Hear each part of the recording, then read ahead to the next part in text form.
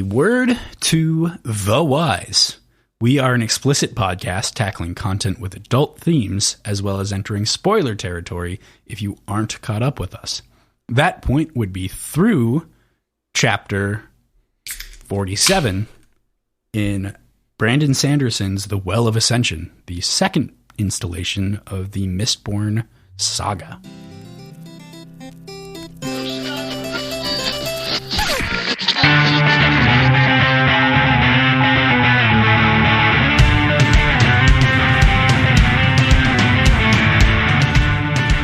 Hey there, this is Cross. And I'm PJ. And we are Words and Whiskey, a podcast for veteran and novice readers alike. We tackle fiction novels and love to talk about what we're drinking. You should think of us as your intoxicating weekly book club. Crossland, there's so much goddamn shit that happens in this episode, in this section, that, like, we're going to need to drink a little bit for some of it.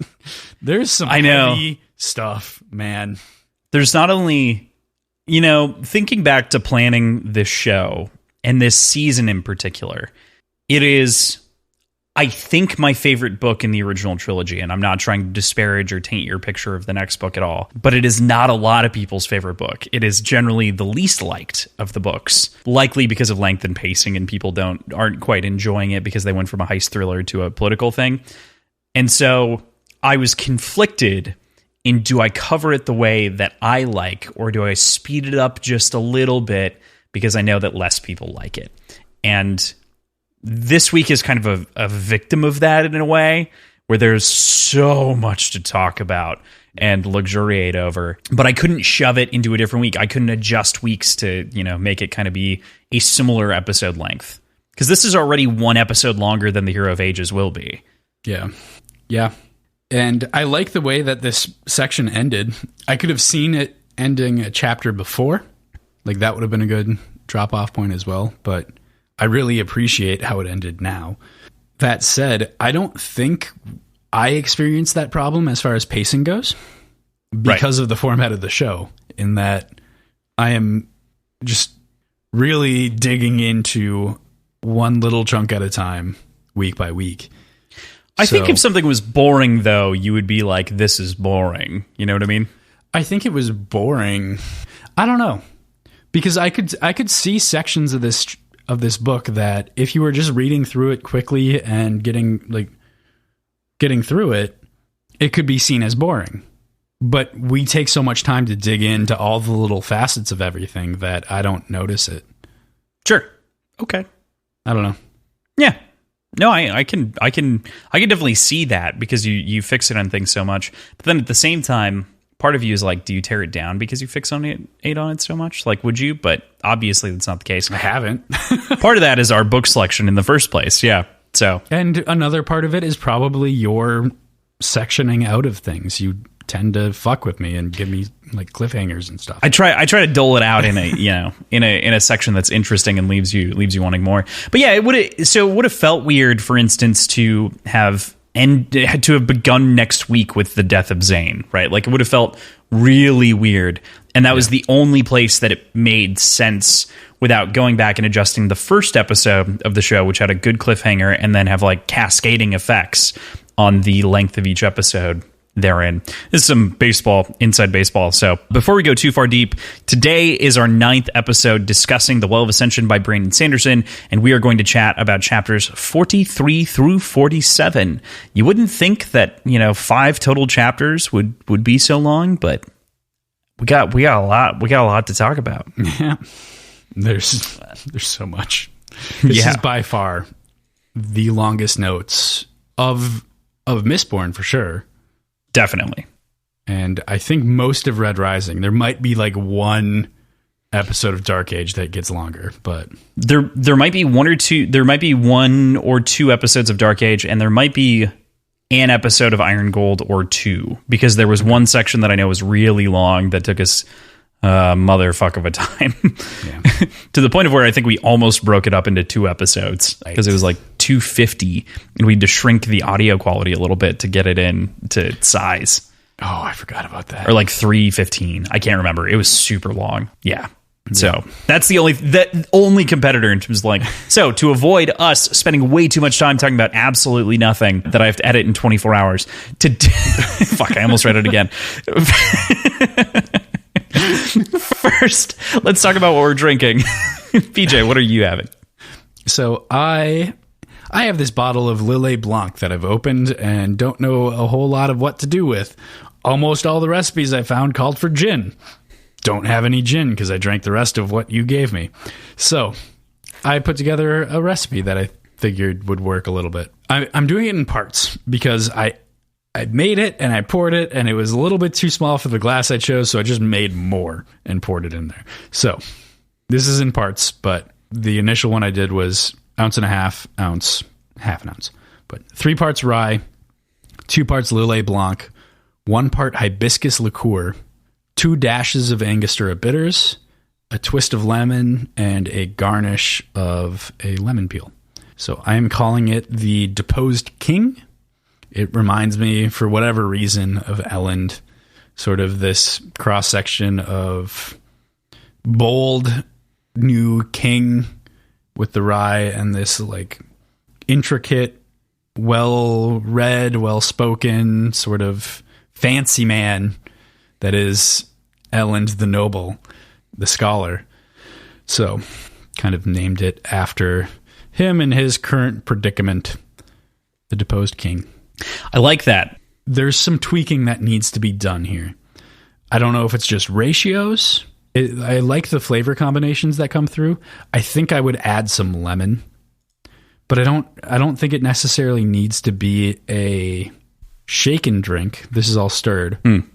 But you could add some lemon and almost make it a sour of sorts, weirdly. Otherwise, swapping out the Angostura for something like an orange or citrus bitters.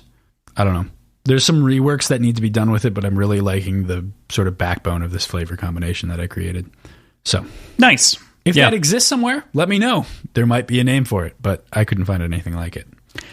I feel like the fun part is that once you get it fixed, you can come up with a new Elend-related name. You know what I mean? That's true. Like Tyndall, you're fixing your drink. And so, Yep.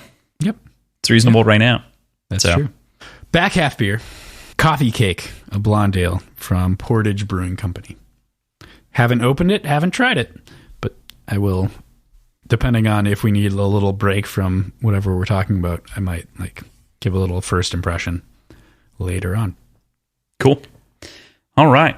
That sounds good. What about you? What are you drinking?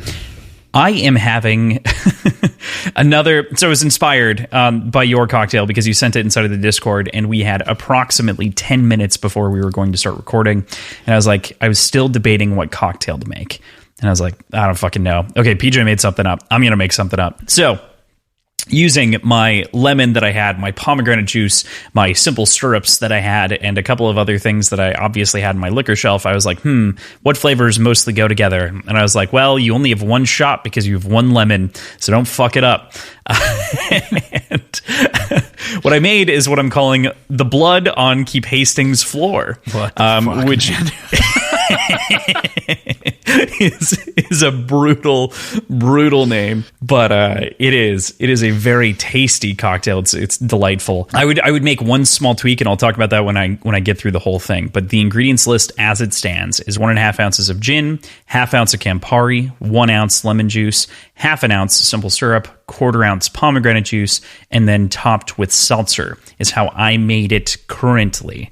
What I would switch out, or what I would rather tweak a little bit, is I would add another 1/4 ounce of gin, so 1 3/4 ounce gin, just to thicken up the drink a little bit. I don't think I would put the seltzer in. It was only a splash. It was really just to try to make it a little bit more of a fill line, make it a little bit more of a sipping drink. I think it lives better as a smaller cocktail, but I would booze it up a little bit as such. I would also garnish probably with a Luxardo cherry or something like really deep, rich flavor that's going to actually impart something as a skewered garnish that you drop into the drink.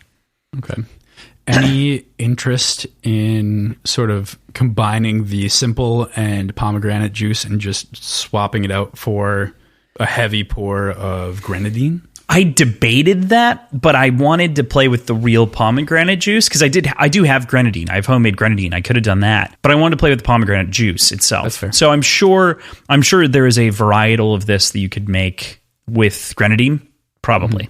Okay, pretty easily. But as it stands, this is acceptable. This is easier for most people than making grenadine because roses would not do you right in this. You want that deep pomegranate flavor, not the sweet, almost cherry roses flavor. That's what I mean. Like, yeah, I knew you had your own, right?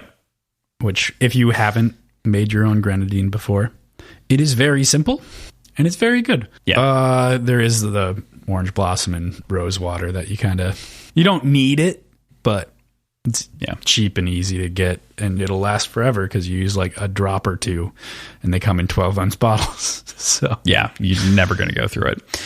Yeah. But yeah, and it's really tasty. Really, really proud of that one. Back half beer. Agent 77 IPA from Voodoo Ranger, New Belgium. It's a new varietal. I was just like, fuck it, I'm going to grab it. I grabbed it off the shelf. I was not planning on having it on the show. It was like a try it at home kind of a beer.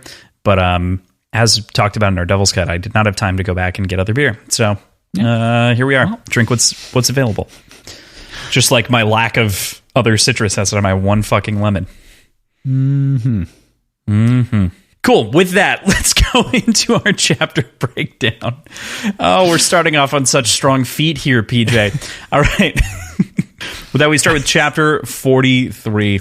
This week starts out with Vin watching over Elend, feeling helpless and powerless to save this powerful, intelligent man that she loves. She sinks into this sort of solemn sort of loneliness, and you could really feel kind of her brand of hopelessness here. This book has done a very good job of portraying the sort of duality of their relationship, of Elend and Vin's relationship. And so last week we were very Elend-centric with him kind of lurking over her, even while she's awake or whatever, and, having that conversation. And now we flip that and we put someone else into the precarious position. So we're kind of playing this on-off game of comparison between the two. Mm-hmm. But what'd you make of Vin to kick off the week? Vin is in such an odd headspace right now. She is getting pulled in every which direction by different people, and none of them are really positive, or at least she's not seeing the positives in any of them. And more than anything, I think the best way to describe her is just kind of broken. She is kind of shattered and trying to like sweep up the pieces. It's depressing. And it just gets worse. Put it that way. It does just get worse. It's unfortunate from a reader's perspective. It is so great to see characters go through tumultuous moments like this, right? Mm-hmm. But at the same time, if you have to even inhabit her brain for a second, you're like, that really fucking sucks for you, dude. Yeah. I'm so sorry. Which, intense compassion and sympathy for Vin here, for sure. Right. Yeah. And, it's never going to get better than it is right now this week for Vin. That's true. Like, yeah. I feel weird saying that at this point because it's like, this is a high note. Weirdly. for the week. Yeah. No, strangely enough. I mean, we'll get there. The high note is her talking to Sazed, and that's still fucking depressing. That's fair. It's still a little bit of a depressing note, but that is, at the very least, a little bit of a higher note. This moment, of course, is interrupted by Zane as he approaches and kind of spreads and repeats further lies that our girl isn't taking really at all. She's basically notes, there's no reason to necessarily trust everything that Zane says. And kind of wandering through that, he lies about Demu. She's able to suss that out. She's pretty sure that he's telling the truth about the one guy that seemed to be a part of Set's entourage. We later learn that this is also a lie. But then he really tugs on her heartstrings, convinces her to be her own knife and go to Set. The line that not only hits closest to home for me as well as for Vin is, "Tell me, what would Kelsier do?" Which gives off from Zane's mouth the absolute worst version of what would Jesus do, especially given the story's religious undertones. Yeah. So Zane is clearly lying to her, but I don't know if she's really sussing it out so much. She seems to really kind of have some blinders on when it comes to Zane and what he says, which might be contributing to her later sort of confusion and just sort of distress over what is love and how do you know you're in love with somebody, and how Zane gets all wrapped up into that idea. You mentioned that the thugs that were in Set's entourage. Set reveals that he spent all of his allomancers in that first attack, and Vin never reapproaches that in our section. She never dwells on it. She never thinks about it. She never thinks back on it later on, or tries to put any pieces together or anything like that. That seems odd to me. I don't know why I'm bringing that up now, mostly because you brought it up, but I guess that's the point. She kind of has, I think she's subconsciously not critically assessing what Zane has to say to her. Yeah, and I'm saying she's sussing some of these things out. She's barely doing it, right? She's listening to something that Zane says, and she's saying, that makes no sense. And then she's pausing and analyzing and being like, well, if Straff did that, that would only reinforce the fact that those assassins were his. So it's not as though she's seeing the pieces, but she's not aligning them even into an equation or associating them with Zane. She's like, these are lies, and not saying anything about it. She's identifying them as problems with the story, but not able to push that any further, or not choosing to. And with the story, I mean with his story. And actively finding justifications for the reason that those inconsistencies exist. Yeah, it is a sticky place to be in. In terms of the Kelsier bit with the what would Kelsier do? WWKD. Yeah. What'd you feel there? I love WWKD. I think this is kind of a catalyst for a conversation later on with Elend when she's in the Thief's Hideout, sort of rejecting the idea of wanting to be like Kelsier and basically just saying, I don't want anything to do with his legacy to a certain extent, which that's going to be fucking impossible to divorce herself from, but that's a different thing entirely. But the idea that she doesn't want to strive to follow in his footsteps, I think is a big step. And I think this moment and evoking Kelsier's name leading to this onslaught that she's going to conduct is going to I think that is a big part of why she comes to that conclusion later on. Yeah, I definitely agree. I think another thing to add into that is, we're going to talk about Zane. Of course, this is his last week instead of the story. When we get there, ultimately, we'll kind of talk about that. Allegedly.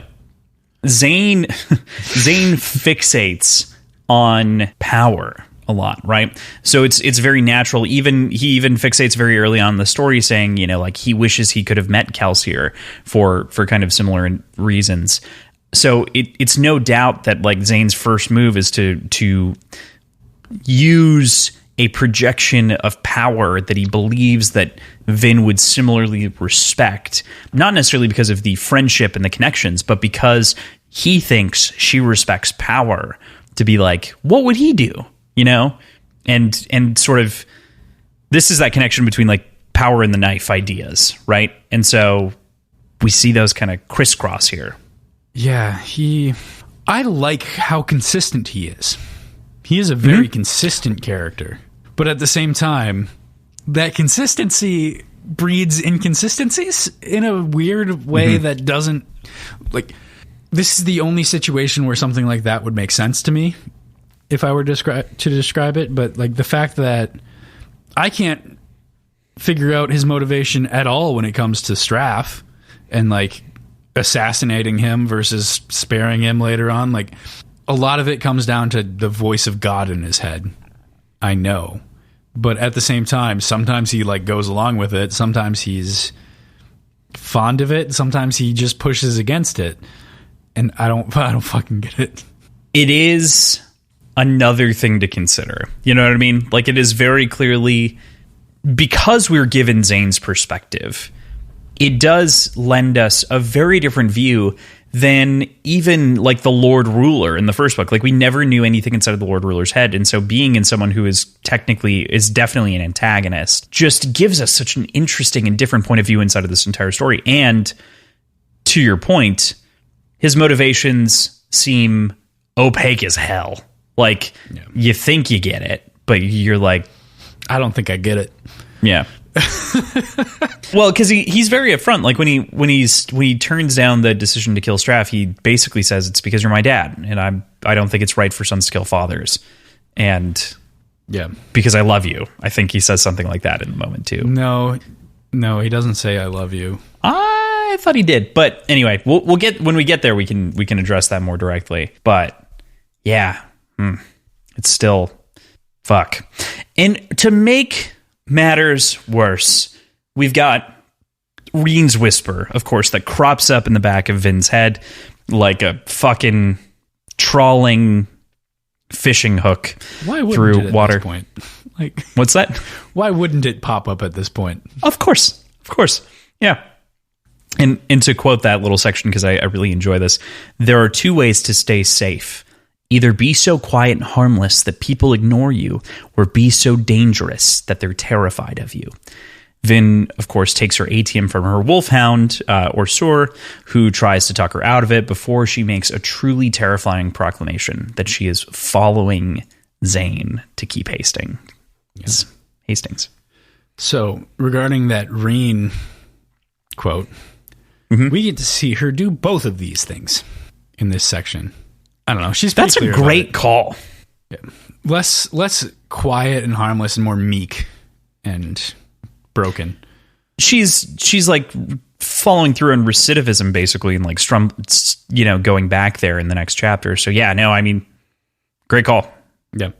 But regarding the ATM and Orsur thing, or Tensoon as we come to learn later, a reread of this section really made me rethink what's going on here. And obviously, I don't know. I'm going to continue to call him Orsur for the time being until the reveal happens, just because that's going to be easier in my head. Sure. But know that, like, I'm thinking about both of them at the time. Does he know that it's fake ATM? And if so, is that warning her that, hey, this isn't real and you're getting yourself into a shitty situation that you're not prepared for, technically?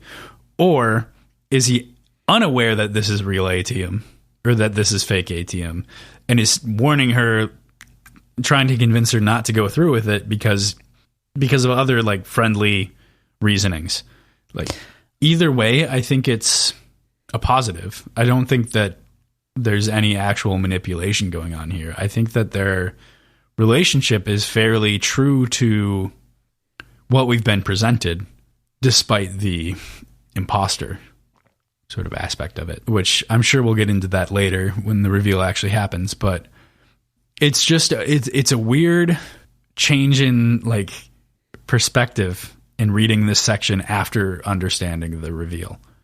Yes. So I think in particular, you've got your kind of two assertions, right? You've got the idea that is Orsur warning about the bead of ATM covered in lead, or is it more of a general warning? And I think it's a general warning more than anything else, but I can see it also being a warning about the ATM in particular and like not to feel that safety net. But it feels like first and foremost, he's warning her because he knows about Zane, obviously, is his contract holder and his master and is very aware of what's going on there. So I feel like that's more the warning, but at the same time, the proximity to him, to her taking out the ATM makes me question if that's not also a warning about the ATM. Right. I also think that this could potentially still be Zane trying to follow his father's orders, follow Straff's orders, and try to get Vin killed. Mm-hmm. The idea that she wouldn't survive an attack like this without ATM. So tricking her into thinking that she has a solid supply of it and that going up in smoke would be a really clean way to get rid of Vin and still be able to play some political chess with it. So that's an idea kind of kicking around, but yeah, again, that's Zane's motivation again. That like what is true? Zane's got 4 different ideas for how to bluff his way in or out of this situation and doesn't know which one he should be doing at any point in time. You know, like he's got so many paths through this problem and is so dysregulated and messed up that he cannot piece together. And I think that's ultimately why he really looks to Vin as the sort of savior option, because it is someone else to focus on and like love, and someone else who will actually care about him and care for him. And I think that's why he ultimately gives preference there. Yeah. Do you think that this was a test for her? Like, do you think he expected her to be able to get through this without Atium? I don't think it was a test in that way, if that makes sense. I don't think it was a test in the way of like getting through without Atium. I think it was a test to see if she would try to kill him, like given the opportunity to do so, which is why I think she gave him the fake Atium, because he's paranoid. Yeah. And why he was burning Atium later. Yeah, why he's burning Atium the whole time. Yep. Yeah. Because I'm not trying to make an actual like assertion here. I'm trying to figure out, does he understand how strong she is? Because this seems to surprise her even, that she's able to get through all of this. Like, this is kind of unprecedented, even in the realm of Mistborn. And she's not even burning Atium.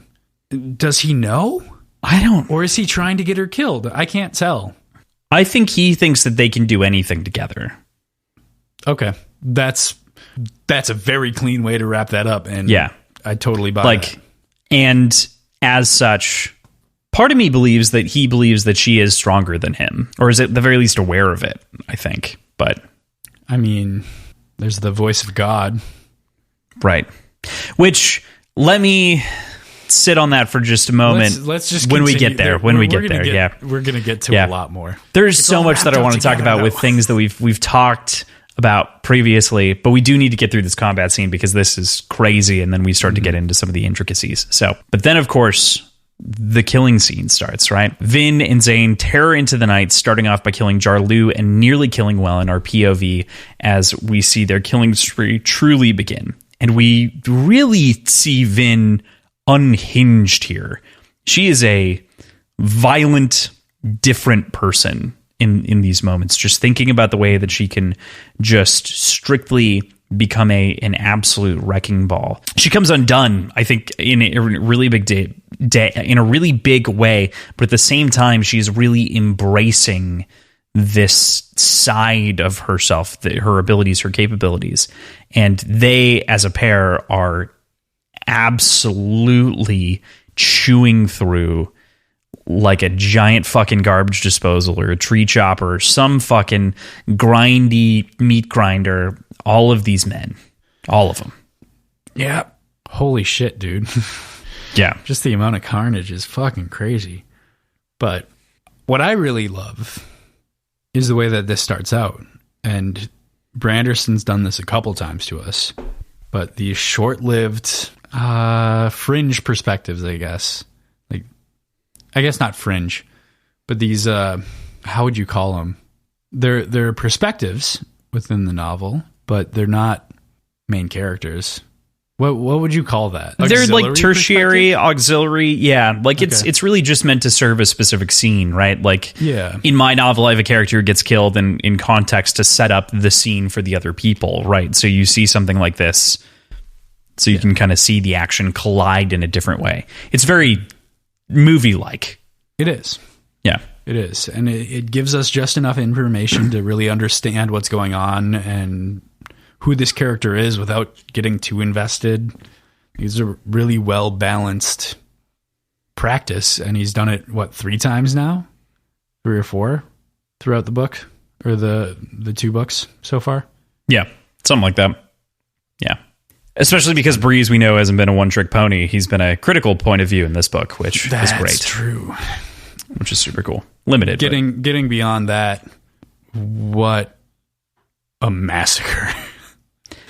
Holy shit. Yeah, the way that she pulls, the way that they also do like the back-to-back moment inside of the scene where they're like pushing everyone out like giant magnets as they like run through the room, ripping people apart inside of their breastplate because of like swinging their breastplate around, tearing the window frames down and smashing them and then twisting it, turning it into them and then shoving them out a window. Yeah. I mean, so that brings up something that I've been kind of wrestling with a little bit, and we get sort of a justification for it. I think just once. But this gets back to what are the rules?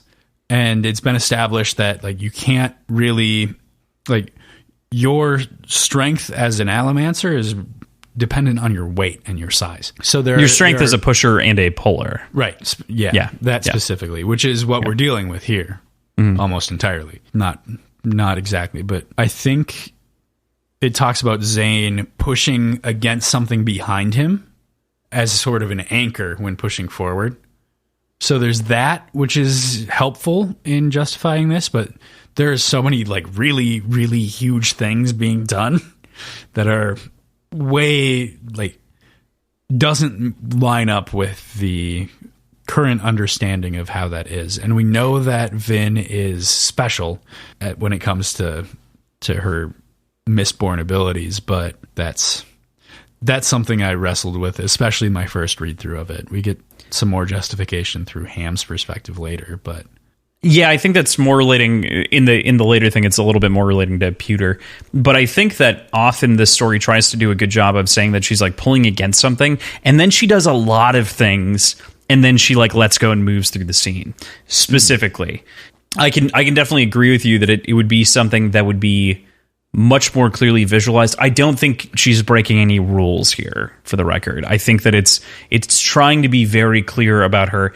That said, listening to it in audiobook mostly, you breeze through that stuff so quickly. And this is, to me, I think Brandon Sanderson's action scenes take the most time because line by line by line by line is so critical, intricate, and well detailed that it can be tough to...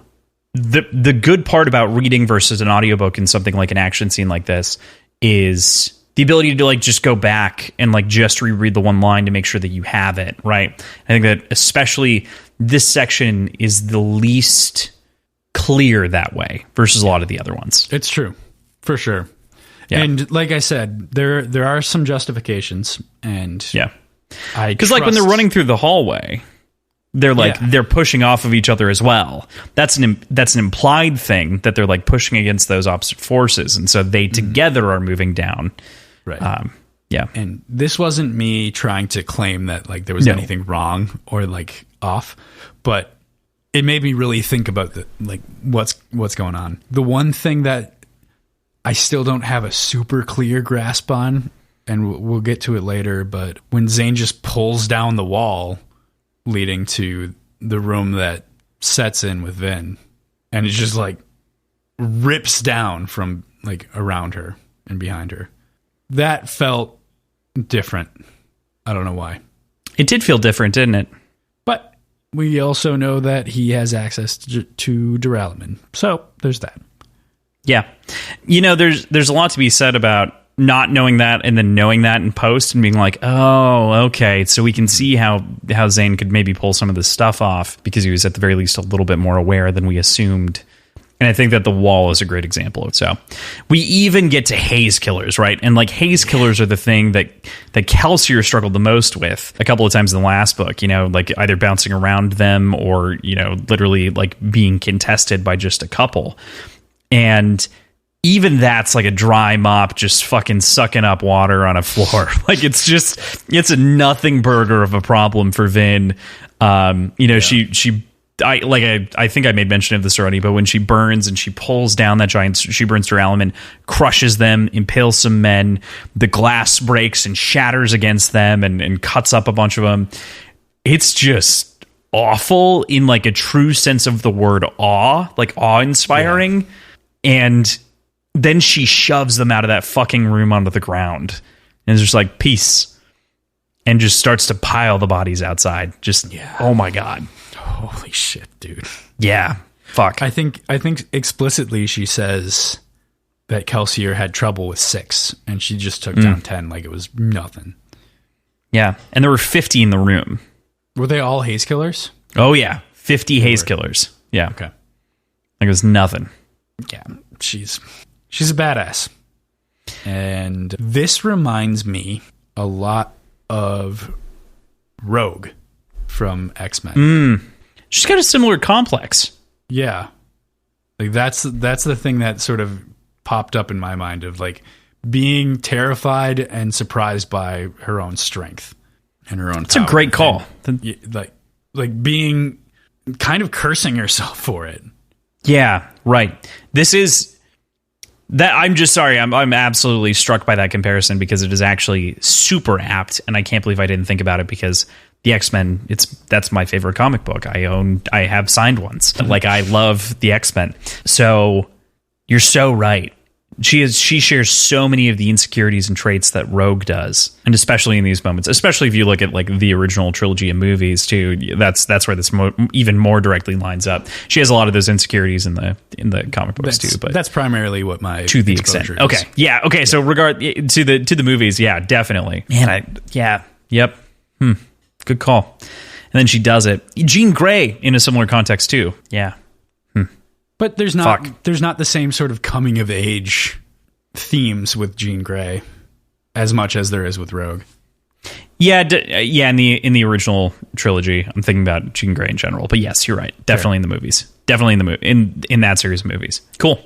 But then we get to the description that for me sends a shiver up my spine when I read it and reread it. So, to quote here, men screamed and fell. Vin ripping through the ranks with only the belt buckle as a weapon. Before the force of her pewter, tin, steel, and iron, the possible use of atium seemed an incredible waste. Even with it, she was a terrible weapon. One, until this moment, even she hadn't understood. Mistborn. And this like inverts that idea, that power structure, this idea that like this power is enabling in a way. This turns it into something horrific. You know what I mean? Was it like it shows the danger without it? What was that? Was it even with it or even without it? Even with before the force of her pewter, tin, steel, and iron, the possible use of atium seemed an incredible waste. So even the potential to use atium in this situation was just a waste. She didn't need it. Even with it, she was I think it's without it. You're right. I probably mistyped that. Okay. Either way, knife feels like an understatement at this point. Like, she feels like either a whole lot of knives or a whole lot of weapons in general just kind of balled up together and, like, taped and just thrown at things. Like, she is a horrifying... Horrifying feels wrong to say. Because she's our protagonist. I think the term awful, like you used before, in the very literal sense, she's an awful weapon. And it's intense. It's really intense. It's crazy. It is even without, by the way. Yeah, it is more than intense. It really, in the last book, the idea of Vin being a Mistborn was an uplifting thing where she was being kind of released from this sort of street urchin life that she had lived in, and she had all of these powers and had great access to abilities. And, you know, this feels like the opposite side of with the great power comes great responsibilities without being told that, right? These are the consequences of not using these things for, you know, people's good in theory. In theory, this isn't that bad of a thing. Like, the story kind of justifies it in its own way. But, man, is it still 300 people. Like, and given not all of those are hers, some are Zane's. We can't, you know. What do you think the ratio is? I would go 60-40. I was maybe like 2/3. Yeah, about that. Probably closer to 2/3. You're probably closer to correct. Yeah. Fuck. But the buckle in particular totally reminds me of like Guardians of the Galaxy, right? Where it's just like the arrow is swooping through people.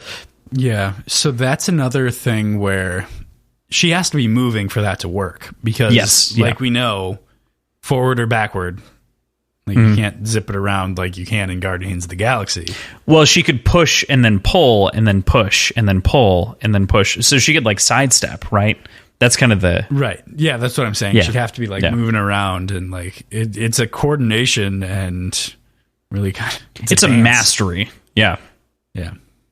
It's definitely a proof of mastery. Yeah. It isn't quite as, you know, simple as like the flute-like movements of the arrow. I said flute. I don't know. It's not a flute. He whistles, I guess. Whatever. Right. I know I'm the one that just brought it up, but I really like that description of comparing it to the dances and how she's an adept dancer just based on her training as a Mistborn. That's actually a good call. And again, brings up that kind of parallel problem, right? Like the general idea of there are these two sides to Vin. Yeah. Yeah. And they do interact and overlap. You keep calling it a problem. I don't think it's a problem. Well, I think she just needs to not do this, right? We can agree that this is not a good move. I think she chose to be the knife. Exactly what needs to. I think she needs to do this constantly. This should be her day job. No. Well, do I have a book for you? Just kidding. But then we get to Set, and man, this is one of the most terrifying moments that we see from Vin in this section, in which she presses Set to fight her. She's just off the leash, let loose, this knife that she's convinced that she is by Zane, and she's ultimately wrong. She almost kills this guy based on a bunch of preconceptions that she held. I was with her. I mean, yeah, right. I know that you are, and neither he nor is an Allomancer. I can't. Generidin. Yeah. Neither he nor his son are Allomancers, and that leaves her in an awful, precarious moral position given the atrocity that she just committed. Yeah. He's still a dick, though, so I don't feel that guilty about it. Yeah, I mean, like, no doubt. He's still trying to take over the city. There's still, like, some issues. He was still going to oppress the population because it would have been the best way, quote, best way for him to, but revert. He really is just, like, a sad, old, crippled man. Yeah. So that kind of sucks. Like, it's, like, from Vin's perspective, like, from Vin's position, like, that's a tear in the heart, because that's her entire motivation for all of this was he's lying and he's hiding something. No. Yeah, again, it's trust in a way, and like she really didn't have a reason necessarily to trust him outside of his word, of which he had been truthful pretty much the entire time. It was really just her skepticism that put her in this place. Mm-hmm. This is that conversation where he says that he sent all of his Allomancers forward that first time. Yes, right. And she never addresses the response, Right. And she never really addresses it and realizes that like Zane was lying and that, that one Allomancer couldn't have been there. And I say realizes just very loosely, like it's brought to her attention, but she doesn't really internalize it like she was earlier. She's got blinders on. She's got rage blinders on, and they just barely fall off in time for her to stop Zane from killing Set and Noradin. And she finds out at the very end of this chapter that he'd been burning atium the entire time. Was that a little bit before? No, yeah, it was here. I think there's some hints that maybe it was earlier, but as well, like there's a little bit of like he's very adept on his feet and like matching her, and it feels weird. But yeah, this is where it's really noted that he flinches because he's been burning atium the whole time. How'd you read into the whole end of this chapter? I think blinders. Like we've mentioned that a couple times. I think there's that. There's rage, but there's also love, or what she's seeing, infatuation, whatever you want to call it. Affection. I don't think she ever hits love for him. Yeah. No, but she thinks she does. She questions it. That's what her old conversation with Sazed is, like trying to figure out whether or not this is love to a certain extent. Fair enough. Right. And I don't know, like she's going to be racked with guilt going forward on what she did here, but I don't think because of the actual actions. I think because of what she's going to be worried about, and she's worried about going forward what Elend's perspective of her is, like what he's going to see her as, and assuming that she's a horrible monster. And that's again that sort of rogue comparison is where that comes from to a certain extent. As far as the A-team goes, I have ideas. I really don't know what to make of them. One is that he needed it. In order to keep up with her and in order to actually like complete this, he needed to be burning atium the entire time. Another idea is fear. fear that Vin would turn on him and needing to have something in case she did burn that little bit of ATM that she had. It wasn't a lot, but it wasn't nothing. Like, it could have been used in an instant to overcome him if he wasn't burning it himself. I don't know. Like, those are a couple of options. I'm sure I'm missing something. Or just actually actively trying to kill her and trying to, like, open up an opportunity to kill her and blame it on Set, basically. Yeah, I feel like I fall into the camp of paranoia, if that makes sense. I feel like I fall into the camp of it mostly being his own paranoia. I think that so she's too. going to turn on him. But at the same time, I think it could be all of the above. Yeah, I mean, there's no reason. Yeah, right. It's as though he had his finger over the checkbox on the multiple choice question until the very last second, and he's just waiting to fill out which answer it is, and he's just nervously pondering, you know, am I going to kill Vin? Am I going to let her live? Am I going to kill her? Am I going to let her live? Is she going to kill me? Yeah, right. Do I need this? Like, I think Vin is such a special case. Like, obviously Zane is super powerful and unnatural compared to most Mistborn, but is he to the same level as Vin? No, I don't think so. And I think the fact that he's burning ATM the entire time proves that. And we already said, like, 60-40, maybe 2/3, 1/3 in Vin's favor of, like, how many kills they got. It's not said, but that's just kind of the vibe. So him trying to keep up with her at an amazing advantage in the realm of ATM. I don't know. Do you think he could have survived without it? I mean, I think he could have survived the initial keep attack, but I don't think there's any way he would have gotten close without ATM in their regular fight. The fact that she outsmarts ATM, we'll get there. Well, I'm talking specifically in this keep fight. Oh, I think he probably would have been fine. Yeah, he's experienced enough. He's proven, I think, enough in other moments to be smart enough to read situations. I don't think he would have had a problem. Okay. I don't think he's burning ATM to survive. I think he's burning ATM for an advantage and out of precaution. Okay. So, cool. With that, we move into chapter 44, the second chapter of the week. That was a long chapter, though. Yeah, right. That one I knew was a long chapter and had easily the most questions inside of it. Even though it was action heavy, we talked a lot about the action, which is kind of rare because it made sense and had some interesting functional questions. So that we get into our logbook here, but must not even a madman rely on his own mind, his own experience, rather than that of others? And man, does this like not feel like it falls right out of the last chapter? Like this feels like it applies very directly to what we were just talking about. Like maybe a little bit, maybe a little bit. I don't know. Mm-hmm. Yeah, obviously it's talking about his brain and how Elend has this eidetic memory, but yeah, but man, I want Quan. Sorry, right. Does Quan have the eidetic memory? Yes, it's Quan's eidetic memory. Yeah. Okay. I don't know what to make of these logbooks yet. I'm still trying to figure that out. I'm still trying to figure out if it's one text or two. I don't know. Okay.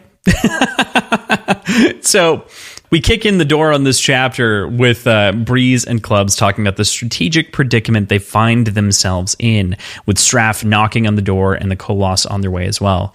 It's best to just stay out of the way and see what happens, it seems. I love Breeze and Clubs' conversations, their interactions.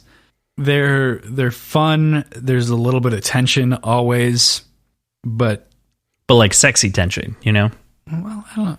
I'm just kidding. Okay. Okay. I don't know. There's a lot going on. And I think they talk about sort of the idea, I think they talk about it a few times throughout this section, but the idea that like this was always going to be the end. It was just a matter of time. So I think we really get to see who they are as people and see their philosophies and their thought processes. I don't know. I wish we got to spend entire novels in each of their perspectives. You know? Yeah. They're such rich characters, truly. Yeah, it's a shocker, especially considering where they kind of start in the first novel, and then getting here and getting all of this extra, content relating to them and all these extra thoughts and kind of diving in deep. It does make you want just so much more.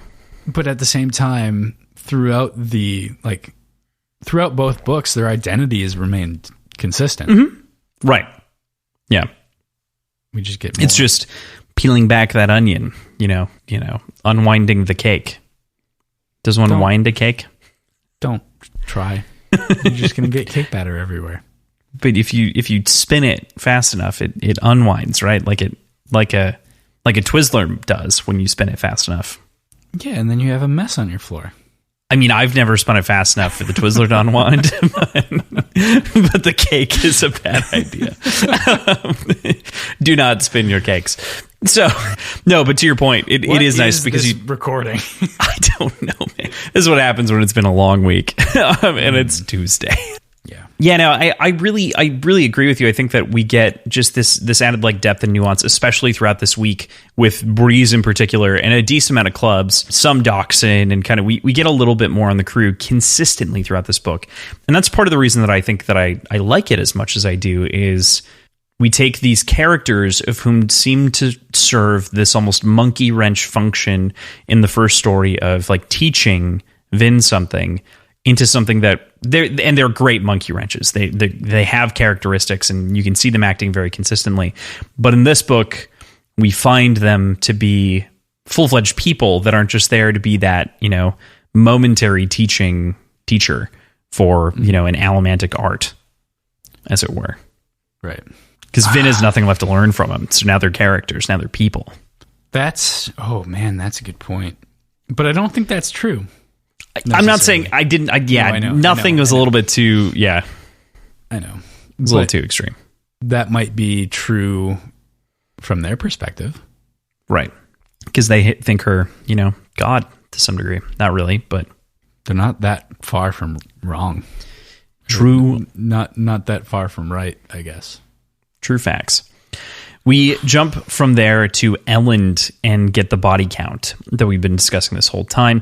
At least 300 dead at the hand of 2 Mistborn taking on Set's army. I can and can't believe that Elend reacts with, "That's not as bad as I feared," especially after Ham says that the whole fight took 10 minutes. Like it was, what? So this, our only understanding of the amount of people at the beginning, first time reading through it, we know 40 men right at the beginning, as they aren't even visible yet. They just slaughter 40 men with coins. 39. They slaughter 39 men. Yeah. Coins. And then 50 haze killers, or 50. And all those men in the hallway, right? Like the men in plate, but we don't get a number there. Yeah. Yeah. That's 90. So I guess it makes sense. About 300. Yeah. That's a lot of people. Mm-hmm. That's a whole lot of people. And also, this made me start thinking about how gruesome everything actually is, because it's coins going through people's brains. Yeah. It's not just clean bullet holes. There's dismemberment and splattering everywhere. Yeah, there's some definite sloshy of fluids going everywhere. How much blood do you think there is? Oh, I mean, at least enough for one 8-ounce drink. I'm just kidding. Everyone, a reference to my cocktail name once again, blood on the floor of Keep Hasting. But no, that's such a great question. And the text does simultaneously a good job and not a good enough job for me in terms of the visceral description, but it gets better in this section and even in Zane's section a little bit later inside of the tent. I think really kind of gives a little bit more weight to the violence. But it's still very much talking about the action as opposed to the result. Description and result. Yeah. Which I'm not complaining about, honestly. I really like the way that he writes action scenes. It just kind of dawned on me how actually gruesome everything would be here. Right. And it's like that synapse connects and you're like, oh, that would be really bad. Like this, if you imagine this as a movie, it's like, Okay, so if you seriously depicted the way those coins go through a body, this is R-rated. Like, this scene gives you, like, everything else could be literally Care Bears. And this scene is bordering on, like, beyond R. Yeah. I'd like to see it adapted, though, because I feel like they would take the route of most movies when you deal with, like, a lot of violence, and it'd be people getting shot and falling over without really the... Right, yeah, you could... Yeah, it'd be carnage by numbers, not by blood. Right, not by gore. Yeah. Yeah. I totally agree with you. And I think that they would do flashes of blood and things like that and moments to make it impactful, but I don't think that would be the mainstay trick of the show. Agreed. But they should. I think A Violent Mistborn is a great Mistborn. Yeah. Like, as in, and by that I mean not a physical Mistborn, but a violent... Something that portrays this properly, I think, you know. I think can you imagine, in order to really get the weight of how Vin feels at the end of all this, I think you need a horror show. Yes. You don't need it. I'm over exaggerating. You could do it without actually being that gory. I don't know if you could do PG-13, but you could probably get pretty close. This is where I think this is where I think that TV ratings and movie ratings are so far off from each other that it is shocking to me. What, like, TV shows can get away with versus what a movie can get away with PG-13 to R versus TVT versus TVMA for mature audiences and whatnot. Like, you can get away with a lot more violence on TV than you can get away with in a movie. Is that and just, that is like, jarring establishment? Like, establishing of rules?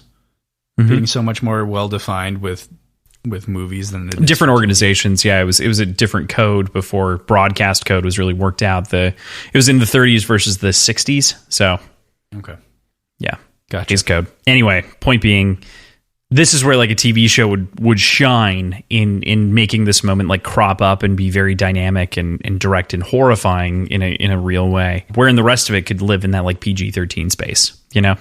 Mm-hmm. But in a movie, you kind of have to adhere. It's like all or nothing. Yeah. You know? Yeah.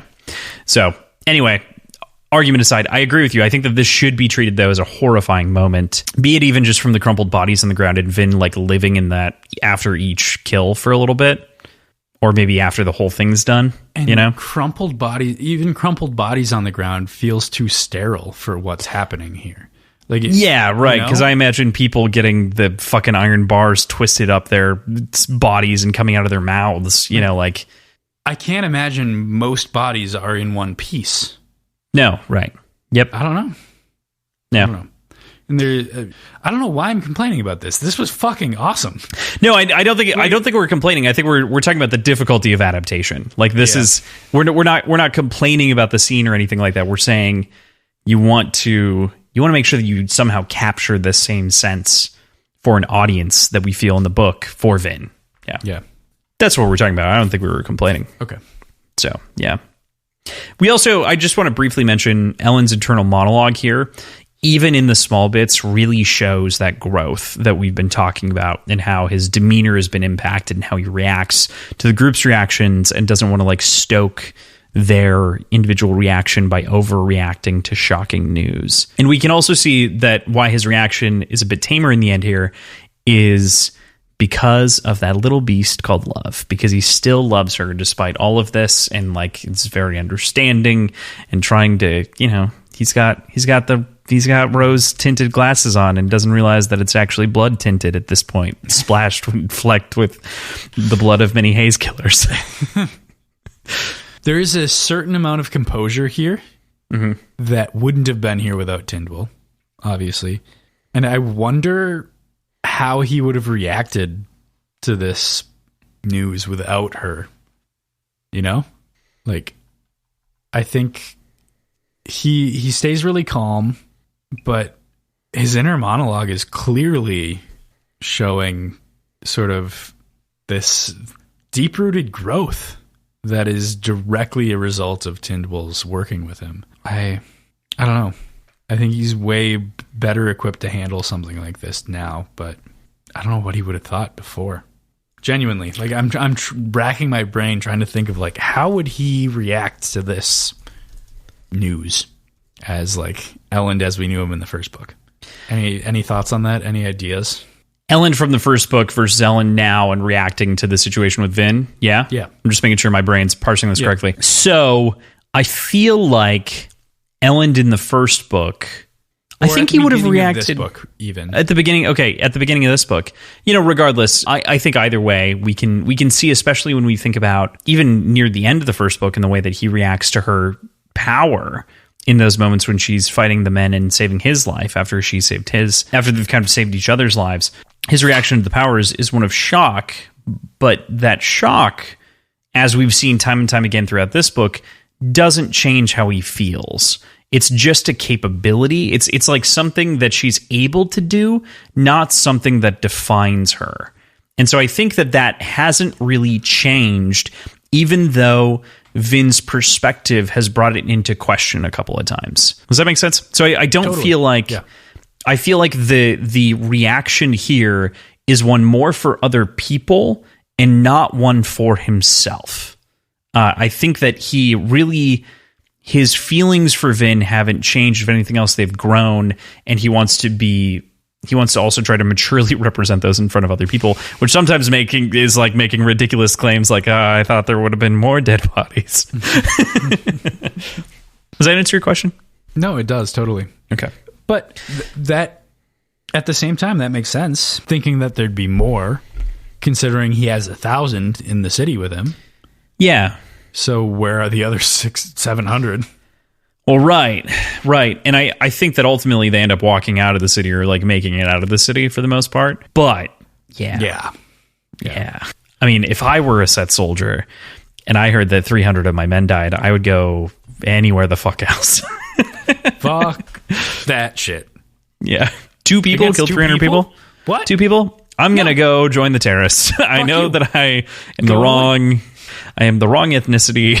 I have no terrorist blood, but I'm going to go try to live there. Yep. I know that it's mountains. I know that it's cold. I don't care. I'm taking my sword and I'm going home. I wouldn't even take my sword. I'd leave my sword just to ensure that it didn't get pulled through my neck while I'm trying to walk out of the city.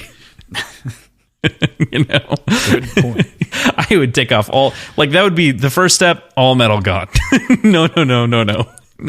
Yeah. Did you have any thoughts on Ham's skepticism regarding Vin being able to withstand blows that she shouldn't have previously? We kind of mentioned this a little bit earlier in sort of the... Yeah, we did mention this. So this answers, like I said, the what are the rules question for me, because it solidifies contextually the idea that Vin is extraordinary when it comes to allomancy, and that other characters are actively noticing that she is bending the rules of what they thought was possible. And we kind of get an actual, like, we understood that. We already knew that she was something else, but we get sort of the more tangible picture of how far that goes through Ham here. So that's what I really appreciated about it. I didn't realize how small she was. I knew she was small. Didn't realize like under 100 pounds small. That's crazy. That's a small person. Yes, it is a very small, lithe girl. Goral. Yes. Goral. Yeah. Killing machine. Yeah, they say like 100 pounds wet or something like that, right? I feel like. I think they just say under 100 pounds. Okay. So like I'm the size of that, not quite, but that almost 3 times her size. I'm making assumptions of like how much under a 100 she is and what they mean by almost. But yeah, it'd be like me fighting a child and losing. Right. Yeah. And the child kicking the absolute shit out of you. Because at this point she's 18. Is she only 18 now? I think she's only 18 now. Yeah. Was she 16? Because it's been about a year. It's been 2 years. 2 years. Yeah. I think she was 16 in the first book, if I remember correctly. This I have to double check. Like 24. Yeah, 26 now? Right. I think he was 24 in the first book. I believe. Theme song. The amount of times that would have been sang on our show over the years at this point is fairly I just said years, is there a which theme isn't song untrue. to that show? I'm I don't think there is. I feel like sure. that would cheapen it a lot if there was an actual theme song to that show. So she's got to be between, I think, 18 and 19, in that range. With the way that time passes inside of these, it's a little bit hard to tell. We do finally get, I know that we were talking about this last week for a little bit longer, or maybe 2 weeks ago. Like, how long has it been? And I think when we're in Zane and Elend's chapter, they say like 2 months or 3 months or something like that of total time, or like 2 months that Zane's been back or something like that. There's some clarification on time that gave me a perspective that, okay, it's not just a couple of weeks. It's definitely been a couple of months. So... Right. Of them being under siege. So anyway, we also, this is just kind of like a fun thing, and it's important, of course, but we also learn that of Josty's deceit to the Koloss and sort of this society and sort of the civilization that we were talking about, or their civilized nature, is they're being manipulated through that of fake coins that he had made of heavy wood coated in gold leaf, because they want to be human, but they can't pick out real coins. Yeah, that's fucking hilarious. That's so funny.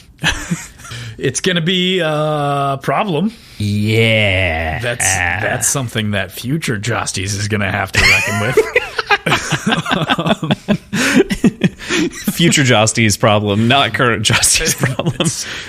Whatever Josties finds himself with pulp brain, that's his problem. Pulp for brains. Yeah. Definitely. Also, yeah, I am blown away by the whole Josty's equation. How dare he? Also, understandable. How dare he? Yeah. How dare he? How dare he? Yeah. I mean, it works though. It's working. It's working actively. Mm-hmm. Yeah. I wonder if any of them are going to figure it out. It's not like, yeah, all right, man, they script it off with a knife. They might not pass in like street vendor stuff, but ye old Chuck E. Cheese might take them if they're the right size. Ye old Lord Ruler Cheese of arcade games. Well, that was the other thing, right? The currency had actually made it to the city, this fake currency. So like it had been exchanged and people hadn't really questioned it, I guess. Like, I mean, maybe that's just the scrutiny currency of gets circulated in the US, like, it's true. People are dumb. True. Yeah. Or people are actively swindling people. Right, which is the alternative. It's one. But you have to have dumb people in order to do that. So, did you want to make a more grandiose statement that painted Americans as unintelligent? This wasn't only about Americans. No. True. I mean, I referenced the fact that there's false and fraudulent coinage and dollar billage in circulation, but that happens everywhere, and idiots are abound. Very true. Orsor shows up, grabbing Elend's attention in this moment because he has found her in Cayman's old hideout. Finn's been missing this whole time, and wow, when we arrive in that scene, she is really, really broken in that moment, comparing herself to that awful man. And she says, you know, she's thinking about, because this is, you know, Cayman's old hideout, even though it's not explicitly necessarily said, we get the story. It's in that abandoned part of town. It's definitely drawing that direct connection. It's kind of that homey familiarness. It's somewhere that she knows and feels maybe not safe, but she can recede back into that part of her life. And she says, you know, that when she was killing those people, it was like a room, or a child in a room full of bugs. I think so. You mentioned sort of receding. I think it's important to note that she is actively like keeping watch. She's at the people. Right. So she's gone to a place that she knows to be hidden and well disguised, and she understands how to keep watch within it, and is doing what she can to like stay hidden and avoid everything. So I think there's that, but you're right. At the same time, she is one to sort of regress. So I think a couple fold there as far as her decision to go to this specific location. In general, though, such a tragic read. She's in a well of despair at this point. And I think our Scholar King is in a uniquely perfect situation to deal with that. to talk her down. So I appreciate that he's the one there to get her out of this, because it could have easily been Orsor finding her and sort of talking her out of the location. I don't think that would have gone as well. So instead he went and found Elend, which I think is the right move. I think so. I think I agree with you. I think the only other person who would have been even a reasonable call would have been Sazed. But I think that Orsor knew Elend is the right call. And it's not immediately intuitive the first time that you read it, of course, because you don't yet know that Orsor and Tensoon are the same person. But I do get this hint in a reread and kind of this recontextualization that Tensoon knows that Elend is caring, even though he's not perfect with his treatment of the Khandra in the past, as we kind of discussed last week, and his positions on the Khandra. He knows that he's better than Straff, and he knows that he's a good person. He knows how much he means to Vin. And so, as the compassionate friend, Orsor Tensoon goes and gets the person that she knows she needs, that he knows that she needs. Right. So, yeah. I just really like that. You know, I really, while we're in this scene and in these kind of dark moments that we're going to continue to talk about for the rest of this episode, for the most part, after that, Vin is kind of crumpled up in the corner near the peephole, like you're saying, and Vin tells the story of how she got the earring to us. And to quote the little thing here, she says, "Did I ever tell you how I got this?" she asked. He shook his head. "My mother gave it to me," she said. "I don't remember it happening. Reen told me about it. My mother, she heard voices sometimes. She killed my baby sister, slaughtered her.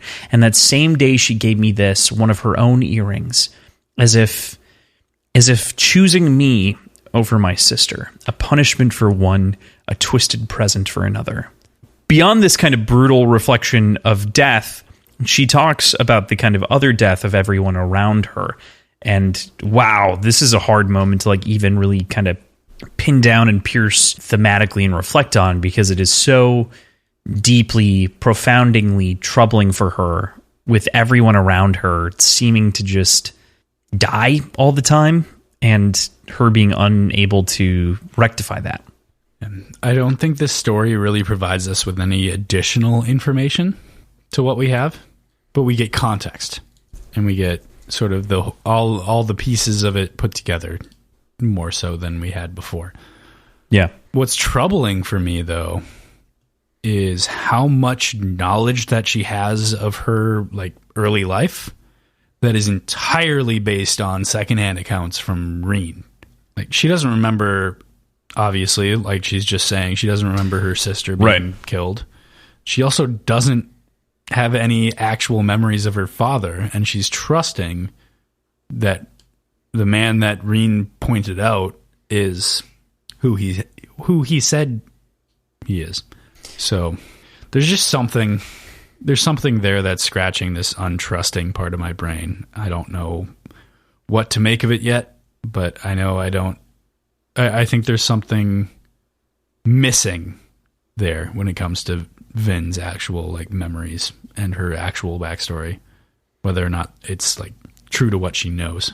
I think that's not unreasonable. I think that's actually a very realistic thing to come away with here. And like you said, this isn't exactly new information. It's just, I think, a lot of information that we've gotten over time condensed down into a digestible paragraph and kind of presented to both us and Elend to give him a more full picture, but also as readers, we get a complete picture in case it had kind of slipped our minds, or in case it seemed fragmented, just to kind of clear up.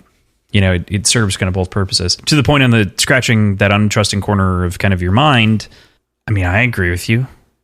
I think that like that is the most troubling thing about Reen, is that he taught Vin to not be trust other people, but at the same time, he himself demanded to be trusted as God, effectively.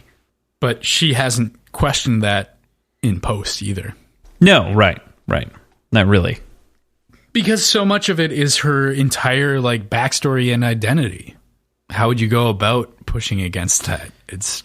I to be fair, I think that she has pushed against it. I mean, I think especially in the first book with Kelsier and everything else, she is very directly pressing against that and trying to bury it. And that's her untrusting self, but not necessarily as Reen is the source of that mistrust and untrust, if that makes sense. Yeah. To the point of all these negative thoughts that we're talking about, I really enjoy how Elend tries to deflect all of them, and especially considering that he's technically holding right now in this room the closest thing that this world has to a living war criminal in his arms. But, you know, he's also, I think, really correct in these moments. They were enemies, so there is a political justification, but not really a moral justification as far as Vin's able to see it, you know, at this point. Like, that damage is very different, and he understands that, and he's trying to kind of work her through that. It's even furthered when she brings up Kelsier into the mix and adds to that a comparison between the two, right? Kelsier acting like a god, doing whatever suited his interests and doling out, you know, punishment, judgment, uplifting, you know, doing kind of whatever he wished and wanted, commanding respect and worship. But she doesn't want to be like that. And so this feels wrong. And we get more reflection on this later when we get to Krieg Shaw again. But yeah. I don't know. What'd you make? So sort of the idea of Kelsier being sort of treated like a god, and that bouncing around. We've touched on that a little bit, the WWKD, all that stuff. I don't know. I guess I don't really have a ton externally to add to this.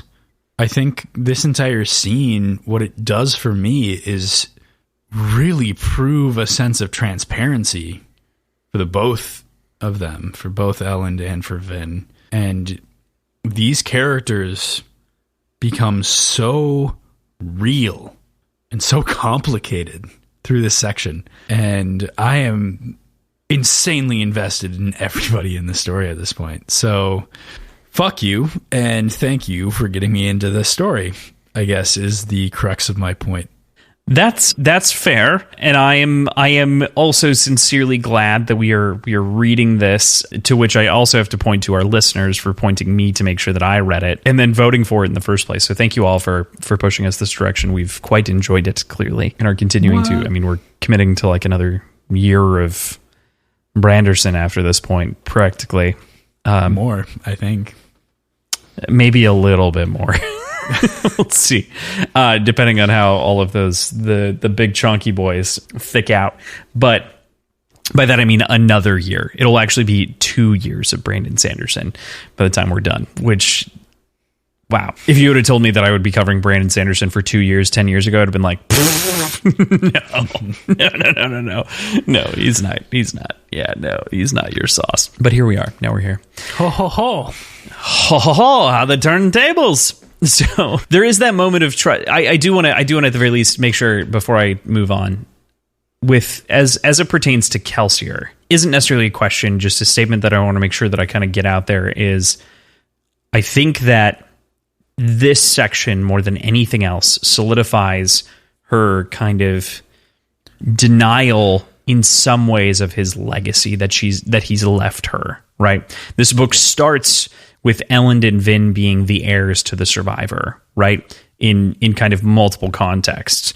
We've seen Elend forced out of his throne via political means for trying to be a good person, do it the right way and do it his way, meaning that he's kind of lost his side of the heir of the survivor. Now we see Vin actively embrace what was kind of left for her and then denying it, because this is not what she wants to turn herself into, and she definitely doesn't want to lead the extrajudicious religion that we don't even have to talk about. But right, yeah, just want to make sure that I feel like this is where that kind of comes to a head to some degree when she's really kind of broken in this moment and really voices deep down true desires. Right. Yeah. I'm with you. Yeah.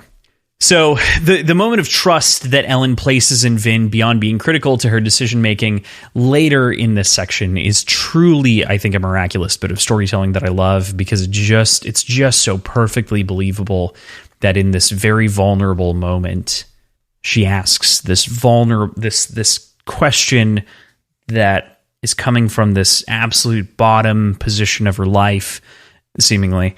And Elend's response is, I trust you again, a reinforcement of that. And it's just, man.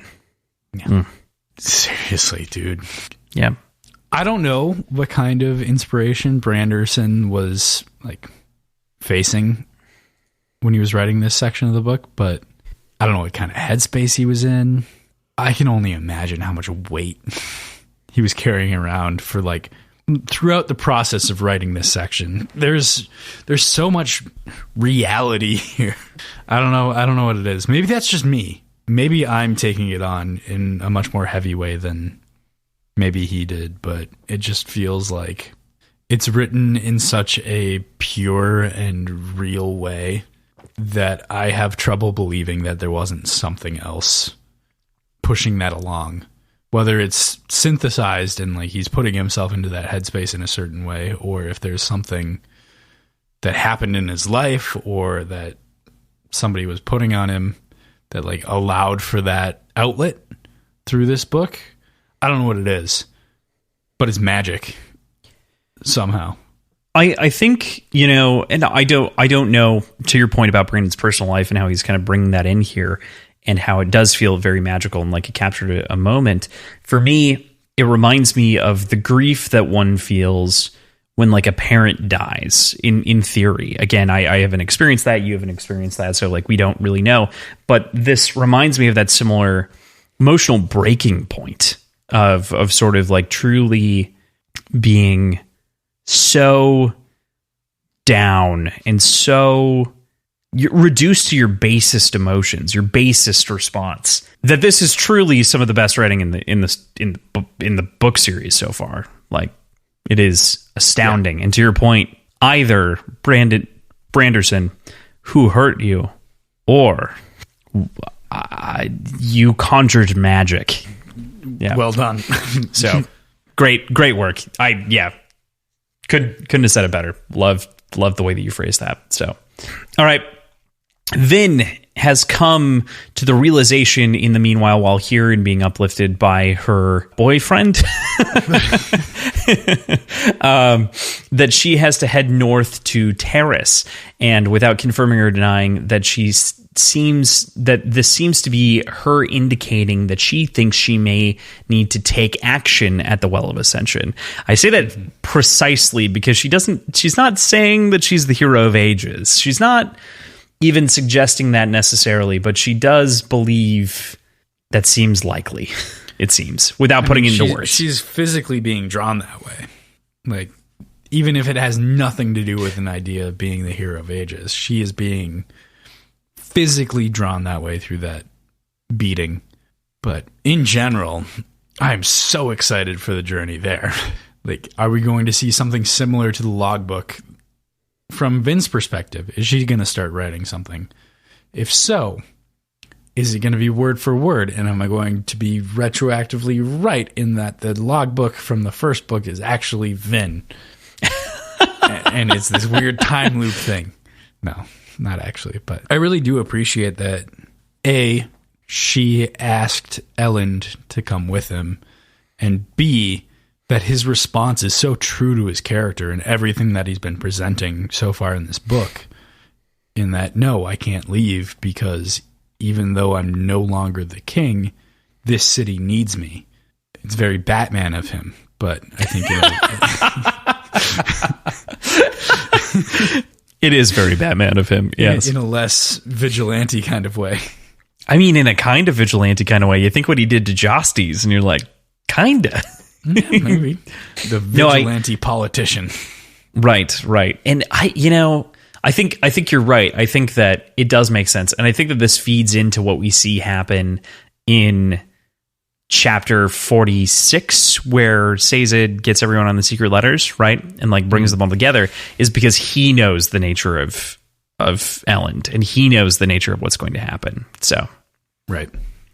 I think that's at the very least a part of the case. So, with that, we end the scene with the decision around the beat of Atium and Orsor choosing to hold it for Vin. Who, boy, this shit hits a little bit different later. Like the fact that it only does if he knows that it's fake. we still don't know that. It's not even just that it's fake. It is. That's definitely a part of it. It's whether or not he knows. That's definitely an element. But I think it also hits a little bit different because she needs access to it and he doesn't show up when she needs it, right? And so like she's giving away this tool and she's afraid of it being yanked off of her. So like I get it. I get why she goes this way. It's just like there's a double-edged sword to the betrayal, right? Yeah. One betrayal is Tensu Norsur and one is Zane.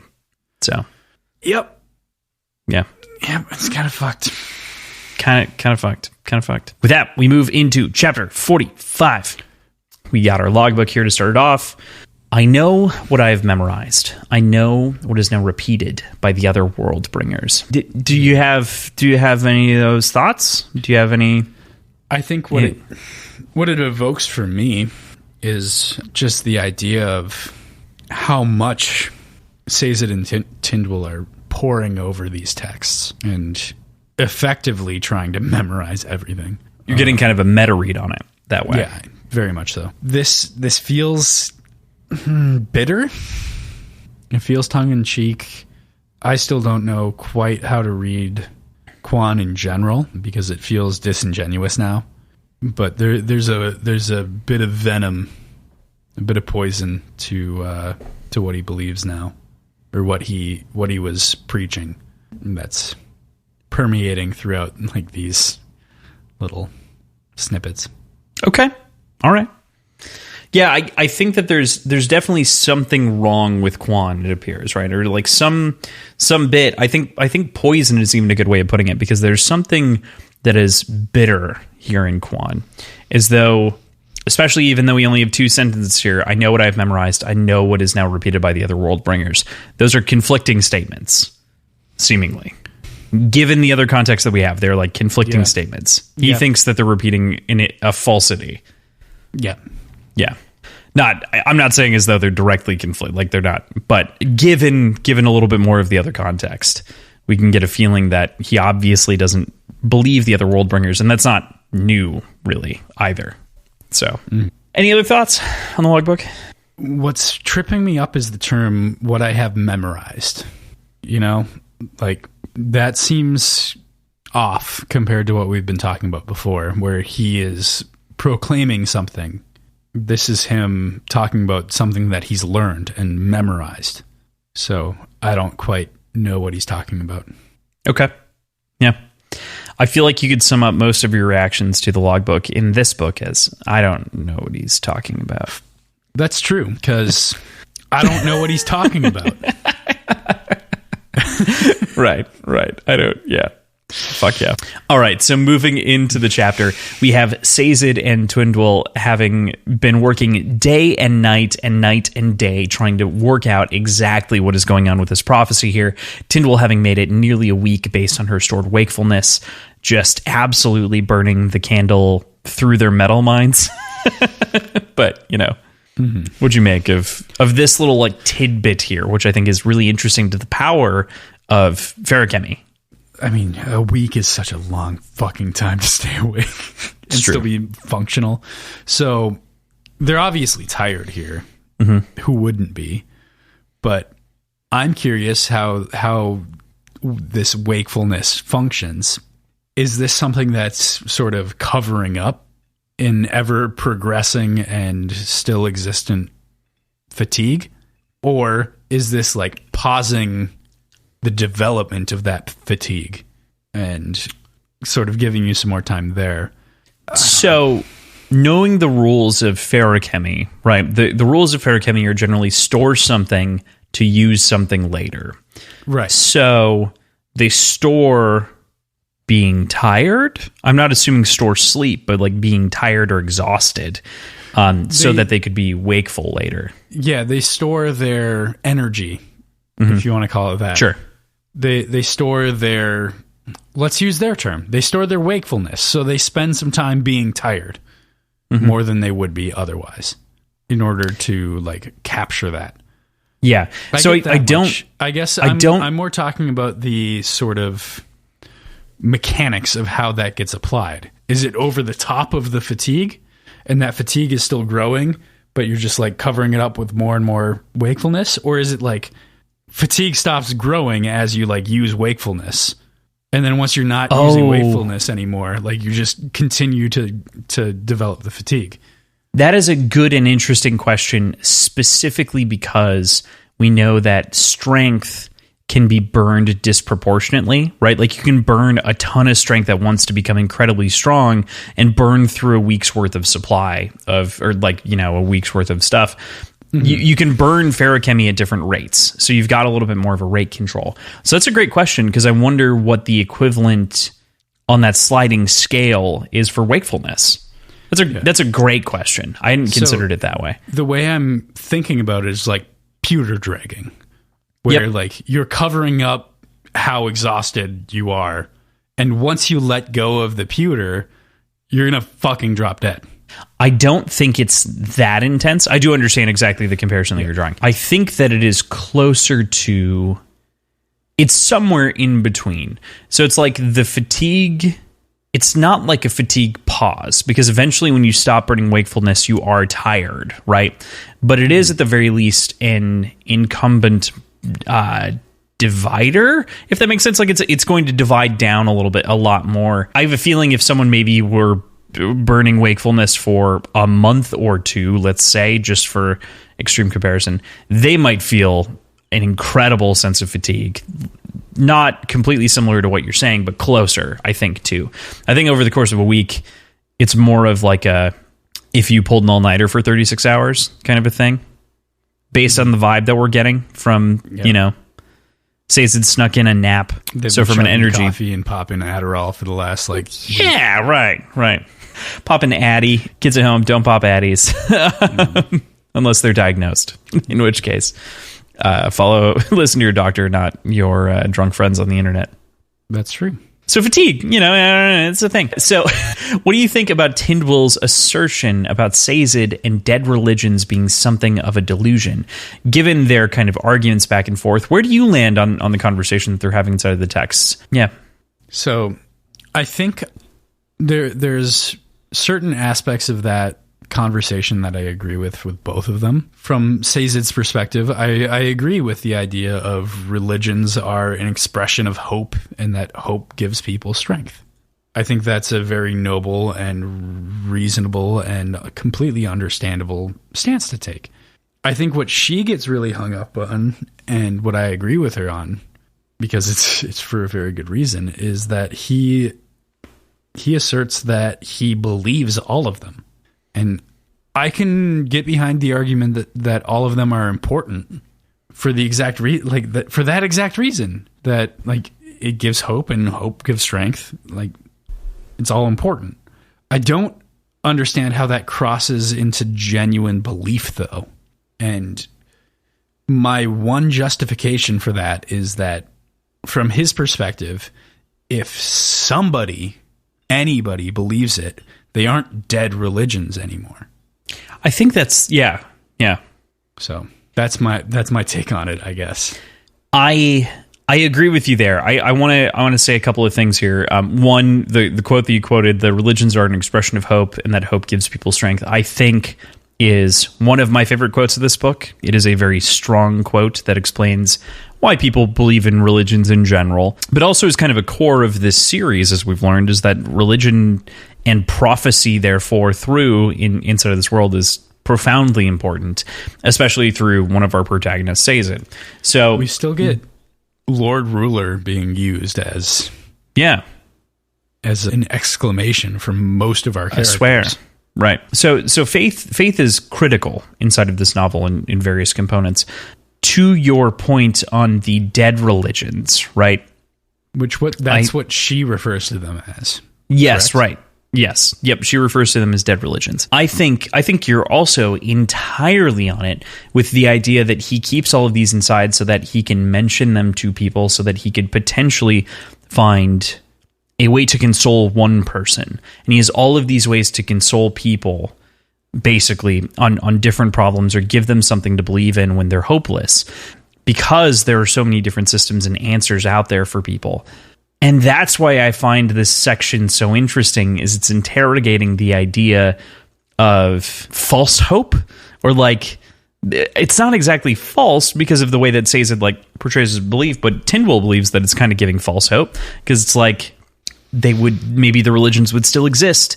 Maybe they weren't true to begin with. And there's these sort of questions, which is why she's like, rather than interrogate that question, I try to directly address things that are physical, real, tangible, historical. And it makes for such an interesting dynamic between the characters. And that's why I love this little argument. Of course I love it. I fucking love talking about politics and philosophy and fucking religion. Yeah. No, totally understandable.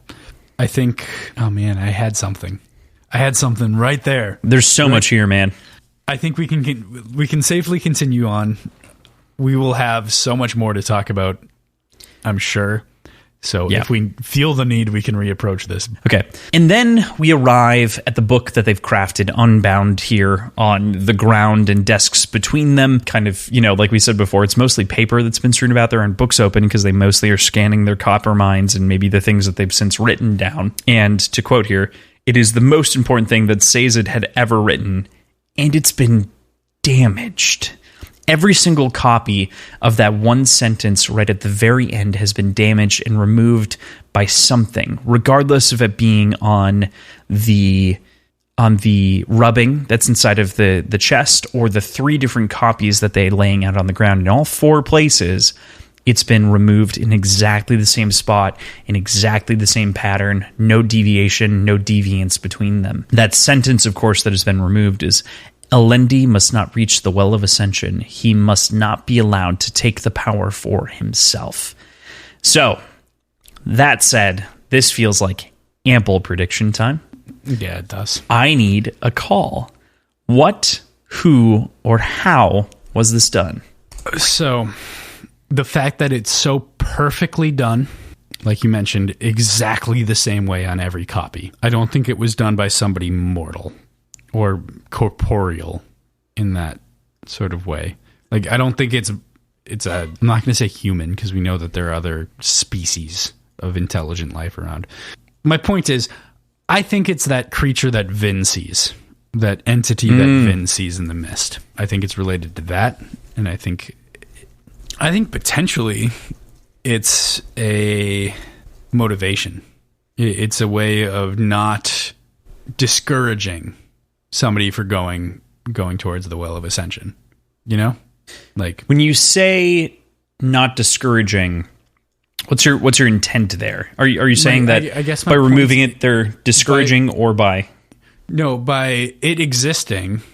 Sure, it's giving pause to the idea of somebody going and taking up the power at the Well of Ascension.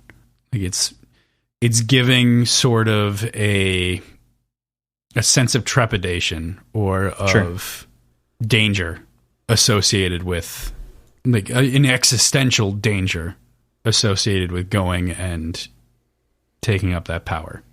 Does that make sense? Okay.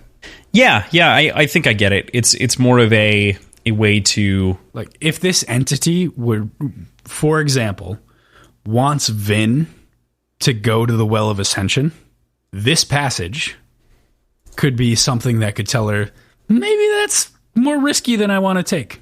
Yes, right. By removing it and demarking it. Yep, totally. Okay. Obviously, this is a prediction. This is a tough thing for me to talk about. Obviously, this has implications. Of course it does. Abounding. So I am doing my best to contain every and all reaction. My first read-through on this, I absolutely believed that there'd be like a gap, like a corrupted data section on Sazed's copper mind in the same spot. I thought it was going to be like that. Does he check the copper mind? That's how he understands what it actually said. Okay.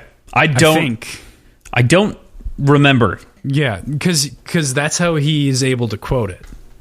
He's like, that's what's missing. I thought he just quoted because he read it so many times. I thought it was the copper mind. But you might be correct. Sorry, 1 second. You're looking it up. Must not reach the well. So, real quick, what he says is, and yet, how could they know so little of our abilities? I have the entire transcription stored in my metal mind. I can remember it right now. What does the missing sentence say? Elendi must not reach the Well of Ascension. He must not be allowed to take the power for himself. So it's in his metal mind. It is, but he's not accessing his middle mind to pull that out. He says, I can read it right now. I can remember it right now. Okay. So is remembering his brain or his metal mind? Because it like that implies to me that he's using his metal mind to remember. Whenever he's gone into the metal minds, for the most part, when we've been in his perspective, he has to go through the index first. So this is something that is front of mind. Okay.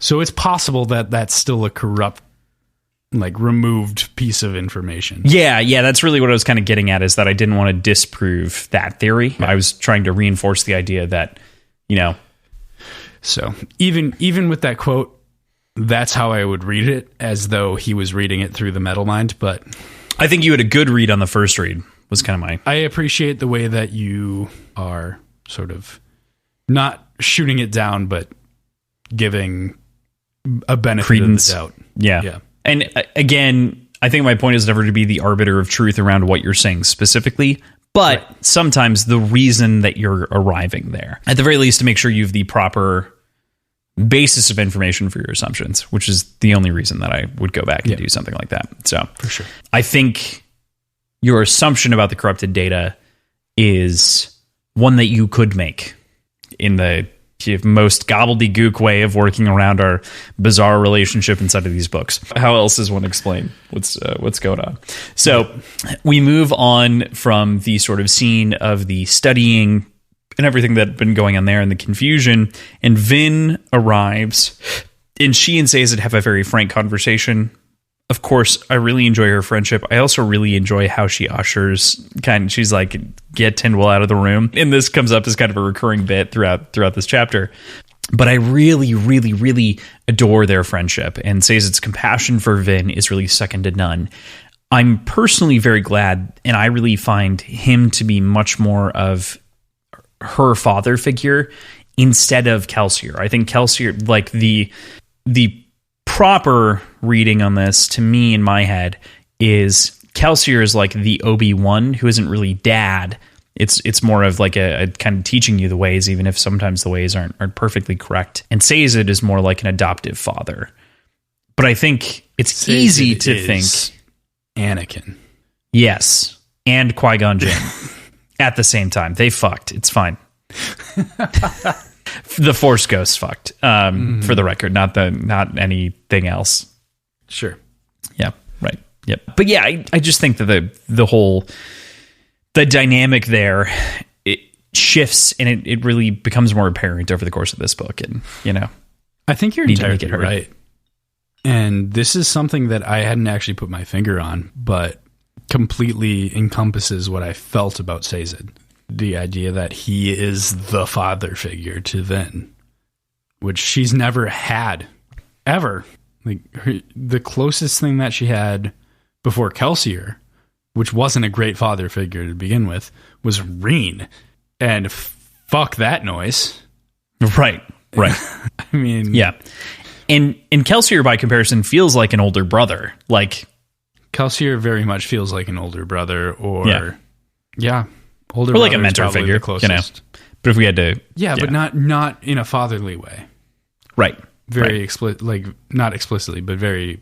It's a very different authority figure than a father figure.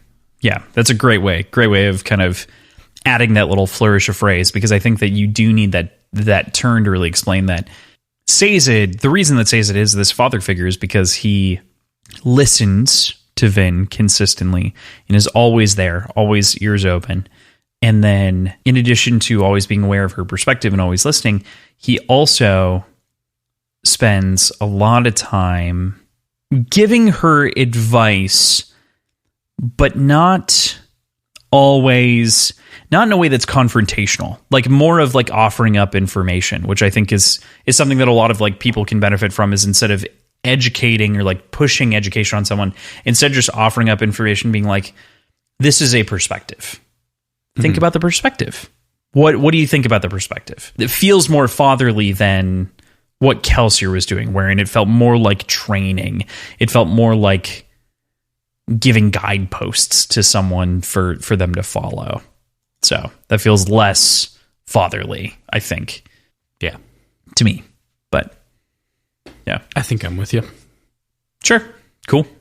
Vin's words about her and Elend really cut deep, I think, and I don't even know where to begin on the pain side of things. Even the comment about the type of man she feels like she deserves, that she sees in in Zane, it just kind of gut punches me. Because Elend was just there for her in like a massive way. And obviously that's what impacts the end result of what we see from this week, but it still feels so, struggling to find the right word. It feels she's not neglecting it, but she doesn't feel deserving of that kind of attention, right? She doesn't feel as though she's earned that reality, the reality that she actually has. So yeah, this is a hard thing to parse, but in terms of the conversation around Zane and relationships from Vin's perspective, what did you think? I think what it did for me first of all, important bits of conversation to have. Like, right. More than anything, super, super important. But what it did for me is really refocus my perception on Vin. I think I mentioned this before, like her age. She is young and very inexperienced in relationships and adult life in general. So she doesn't have any healthy relationships like in her experience to lean on and like compare to. So it's just important that she gets to talk about this with somebody who has some sort of external thoughts on it, I guess. I don't know the best way to like make that conversation work, but yeah, well, and it's like that real adult in her life, right? Like the real person who can kind of ground her in reality, because she doesn't have the sort of socialization. She hasn't had like real socialization in her life. She's never had a like crowd of people to support her. You know, the whole like it takes a village thing. It has taken a village to help Vin and raise and change Vin, but still only been, you know, at best close to 2 years at this point since Vin started to make these serious life changes. So, you know, I mean, I think that this is kind of a critical moment for her and for, you know, the two of them. I really love Sazed's answer here in the end. He says, "You must love him enough to trust his wishes, even if you disagree with them. You must respect him, no matter how wrong you think he may be, no matter how poor you think his decisions.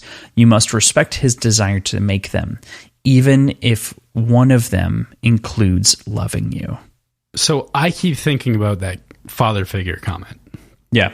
Because that didn't really pop into my head until you mentioned it, but that's so encompassing here and so perfect here, because he starts this conversation talking about how he's not an expert in, like, this isn't his realm of expertise, but she trusts him, and she's basically like, she comes back basically saying, like, as far as I can tell, you know everything. Right. And I just love this. I love this man. I really do. He's such a cool character, and this gives him sort of the emotional depth that we've needed from him as well. Not that we were lacking it, but that's what his motivation is more than anything, is emotion. There's duty, of course, but we've talked about that before. Like, he kind of justifies shirking that duty a little bit for emotion and for feelings. So, I don't know. I love him. I love him. No, yeah, man, I really like that you brought that in with Sazed regarding his choice actions that he's made kind of over the course of the series, right? Wherein he has often chosen to be emotional where he should be logical. I think is critical, and I think that's that is a big component of difference. Even if you just compare, and we don't have any other Terracemen really to compare to, but between Tinwyll and him, like, that is a massive deal. And I think that also has to do with his focus on religions, right, on the whole, versus maybe some more grounded studies that the keepers have to keep. So I think that's all kind of interconnected and related, because he is less focused on survival of this knowledge and of the people. He still is, but he's less focused on that. He's more focused on thriving. He wants people to be alive in their lives. Like, he wants full lives for everyone that he knows and meets. So, yeah, cool. Vin departs, and Tindwyl re-enters the room and is quickly, comedically ushered out as we get to hear Elend's side of the conversation. We basically get this like nice flip-flop effect that happens, the seesawing between the two, where we got to hear Vin's point of view before she leaves, and then we get to hear Elend's. He being Sazed remarks that his scholarly friend has been replaced with a king, which I just think is kind of a lovely little note from him. Thoughts on Elend's musings? I think just this section in general, I guess, my favorite part of this is how well juxtaposed it is against Vin's one-on-one conversation with Sazed. There's a little bit of comedy to it, especially when it comes to Tindwyl. But then there's the sort of irony when it comes to the fact that both of them are madly in love with each other. And they both feel like they aren't what the other person needs or wants. And there's this self-conscious sort of undertone to both their conversations. And being able to see both of those side by side is really nice. And frustrating. It's like, just fucking talk to each other, dude. But Daddy says it'll take care of everything, man. I don't think you're wrong. I just feel like Vin is a little dodgy right now. Of course. So, I mean, it's not that. Now? Fair point. Yeah. But we end cap everything with Elend's perspective with comedy, in that he gets to like call out to Tindwyl on a hunch that she's behind the door listening. So, I don't know. Yeah, he gets kind of address her in kind of a joking way, which is just lovely. Yeah, and I think that's just such a lovely moment, especially because we end the chapter with her like walking back into the room, patting herself on the back, and Sazed ultimately trying to find a way to get both Elend and Vin out of Luthadel, penning these rapid letters that we see go out very quickly and kind of guide us into the next chapter. So that's a point that I completely missed on my first read through, was the fact that idea of getting them out of the city was here. Like, that's where this started. And I think it's just because so much happens in general through this section. This is the week of so much happens. Yeah. Right. Yeah. Right. But read books a couple times, everybody. You'll catch a lot of things. It's true. You'll sound smart like Crossland. Or you'll make dumb, off-the-wall predictions like me. Strive for Crossland. What's wild to me is that you, by the end of each of the books that we will do and have done, I appreciate the Strive for Crossland comment, don't get me wrong, but by the end of each of the books that we will do and have done, you will have read them multiple times, but you will never have the experience of rereading them until you actually go back and do another complete listen. That's true. You know what I mean? Like, you will never have your full spoiler context until you actually choose to go back completely through and reevaluate. So you may, right, I know. So what I'm saying is you may like listen to and physically read a book 5 to 6 times a week or what have you, and actually only have had one experience with it. You know what I mean? That's versus I think people that reread it, or one or two, because you have some points where you're like, the second time I read it, I got a little bit of a different thing. Yeah, but that's still within the context of it is totally still within the context. Yeah. Definitely, no question. So I guess the point being is that you won't get a reread experience until your 5th or 6th read of these, if you ever choose to go back for a 5th or 6th read of the same book. Yeah, it's wild. Yeah, it's weird. I was thinking about it. I was like, I don't know. Technically speaking, if you want to really get into it, you have technically read these words more than I have often. I just have cataloged brain memory. I'm like, I'm pretty sure that's not it. Yeah. Yep. But that might be true. Yeah. Cool. Chapter 46. The logbook here is pretty easy. The two are not the same. And the two, of course, that they're talking about, this is the shortest fucking logbook in the world. The two are not the same. The two that they're talking about, of course, are the logbooks that we were just talking about in chapter 45. I know what I have memorized. I know what is repeated by the other world bringers. The two are not the same, which is just reiteration, of what we were basically saying before for the most part. So right. There is something wrong with the prophecy or something maybe, I don't know. Yeah, there's a discrepancy. Yeah, discrepancy is the way to put that. So, cool. We talked about that already, so I'm gonna move on unless you have other thoughts. No. We move into this chapter with a gentle breeze point of view.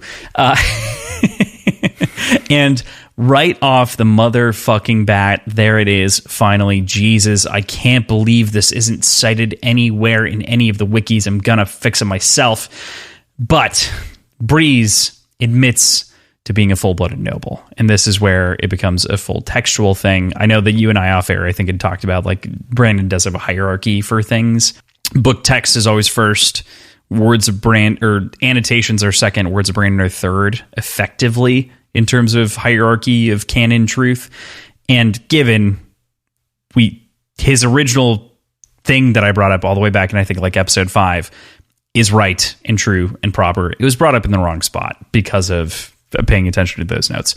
So, regardless, we now know we have this full picture of Breeze as this full-blooded noble and competing, as he says, in a very different atmosphere and having a very different life, because court life, while containing luxuries and none of the sort of immediate penalties of sort of being born as a Ska, it does still have some negatives associated if you fail at court, meaning like generations of poverty down the line. Still not as bad as enslavement, of which he admits to a couple of times, but he does say at the very least there are consequences for being poor at it. So he was raised in a very competitive environment.